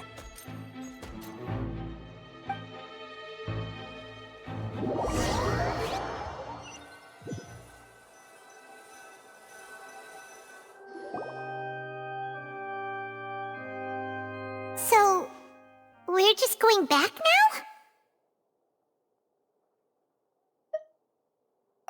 That's true, but... Traveler, Paimon! Please wait. Linny... I know you may not want to speak to me right now. Maybe you don't even want to look at me. But still, let me thank you again for defending me to the end. Even after you learned that I'm a member of the Fatui.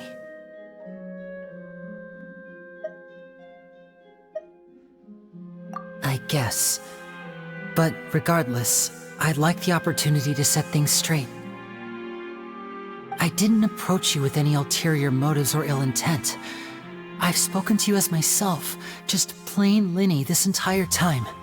As for why I'm a Fatus, it's because the goals of the House of the Hearth align with those of an orphan like me. That's all.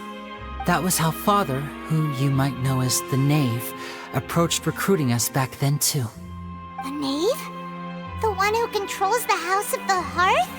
She's your father? That's right. And since we're here, I was wondering, would you mind hearing a story? It's about my past. Back when our parents first died, Lynette and I were left wandering the streets. To survive, I took to surreptitiously observing an older street performer who did magic. It took me several days to figure out how he pulled off his amazing tricks. I took my sister through several streets until we found a crowded corner, and we began to perform magic tricks there. To my surprise, we proved to be pretty popular, and we could at least stop worrying about where our next meal would come from for a time. But I didn't want my sister to remain a street rat together with me forever. Before long, an aristocrat came to me and claimed that he wished to take us in after watching my performances. So you went from orphans to nobility just like that? That was how we felt at first too. As if fate was on our side and we could say goodbye to those painful days. But I gradually discovered that while we were called foster children, he was really after my talent for magic tricks. He would constantly take me to all sorts of banquets to garner attention, which he would then use to expand his social circles. That doesn't seem too bad either. Better than roaming the streets at any rate. It took a while for me to realize just how dark his heart really was. After one particular performance at a banquet, I discovered that Lynette was not on the same return vehicle as me.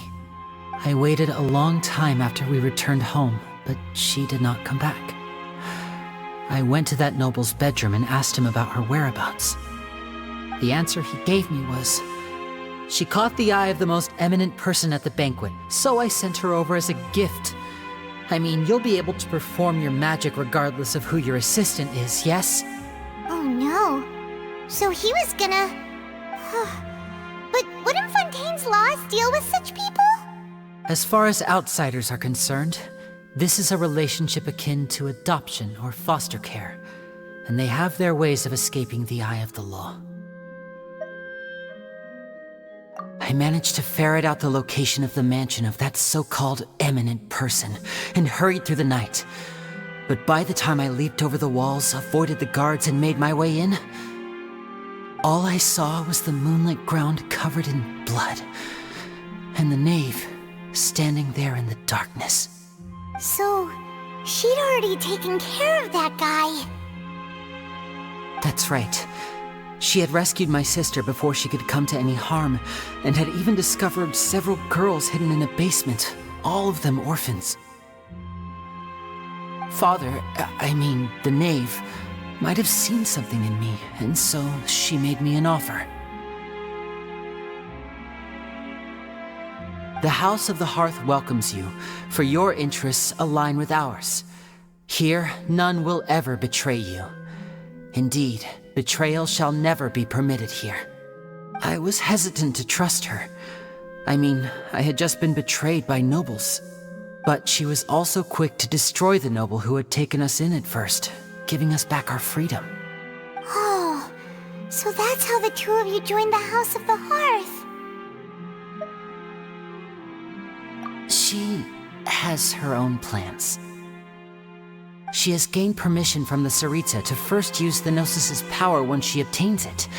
She plans to use it to find a way to break the prophecy and save Fontaine. So, she believes in that prophecy too? That's right. The whole House of the Hearth is currently working to combat that crisis. Today's case has also proven that people from Fontaine can indeed dissolve into some sort of water, thus further supporting the prophecy. All of us house members here, Lady Arlecchino herself included, are from Fontaine. We won't give up on defending our homeland. To us orphans, the only connection we have left to this world, apart from our family, is our homeland. So, from small deeds like distributing magic pockets to huge schemes like stealing a Gnosis, everything is aimed at dealing with that prophecy. It's all right. I understand. The only thing I can do is relate all this to you. I just hope you can understand that even as a member of the House, I have never stopped making my own decisions, and that I believe what I'm doing is right. If you should need anything at all in the future, feel free to find me. I will do my best to help you, as plain Linny.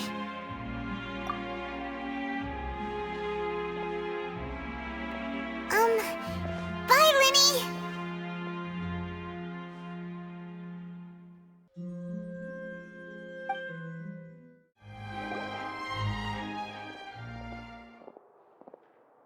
Hey there! What was with the disappearing act you pulled right as the trial ended? Were you looking for us, Navia? Well, this whole thing isn't exactly over, is it? I do feel that we're getting closer to solving the serial disappearances case, though. Don't you think so, too? Huh? What's wrong, my dear partner?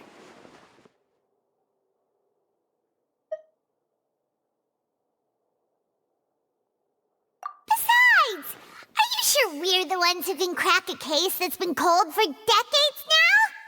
And given that there's new evidence from the trial, there should be a trail of breadcrumbs for the Hydro Archon's people to follow now, right? Ah. I see. Well, I won't lie. I'm a little shocked to hear that from you. But I suppose you are just travelers who have only arrived in Fontaine after all. Sorry. I might have been too presumptuous. Don't say that, Navia. Aw, and we were having so much fun investigating with you, too. It was like having new waters flowing into a stagnant mire, causing new hope to spring forth, and the reflection in the murk to become clearer. Well, sorry about that. I'm a bit prone to nostalgia. Don't mind me. Wait, shall we have a farewell meal? You know, to commemorate our time as partners? Huh? Do we really need to get that formal? Well, guess you really did treat us as partners, huh? Well, I'd just like to have a proper ending to every important memory. That way there are no regrets later. Anyway, it would just be a meal, so it shouldn't take up too much of your time. You don't have to twist Paimon's arm. If Boss Navi is treating, count Paimon in! Oh, wonderful.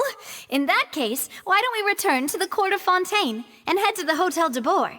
I believe we'll make it just in time for dinner. All right then.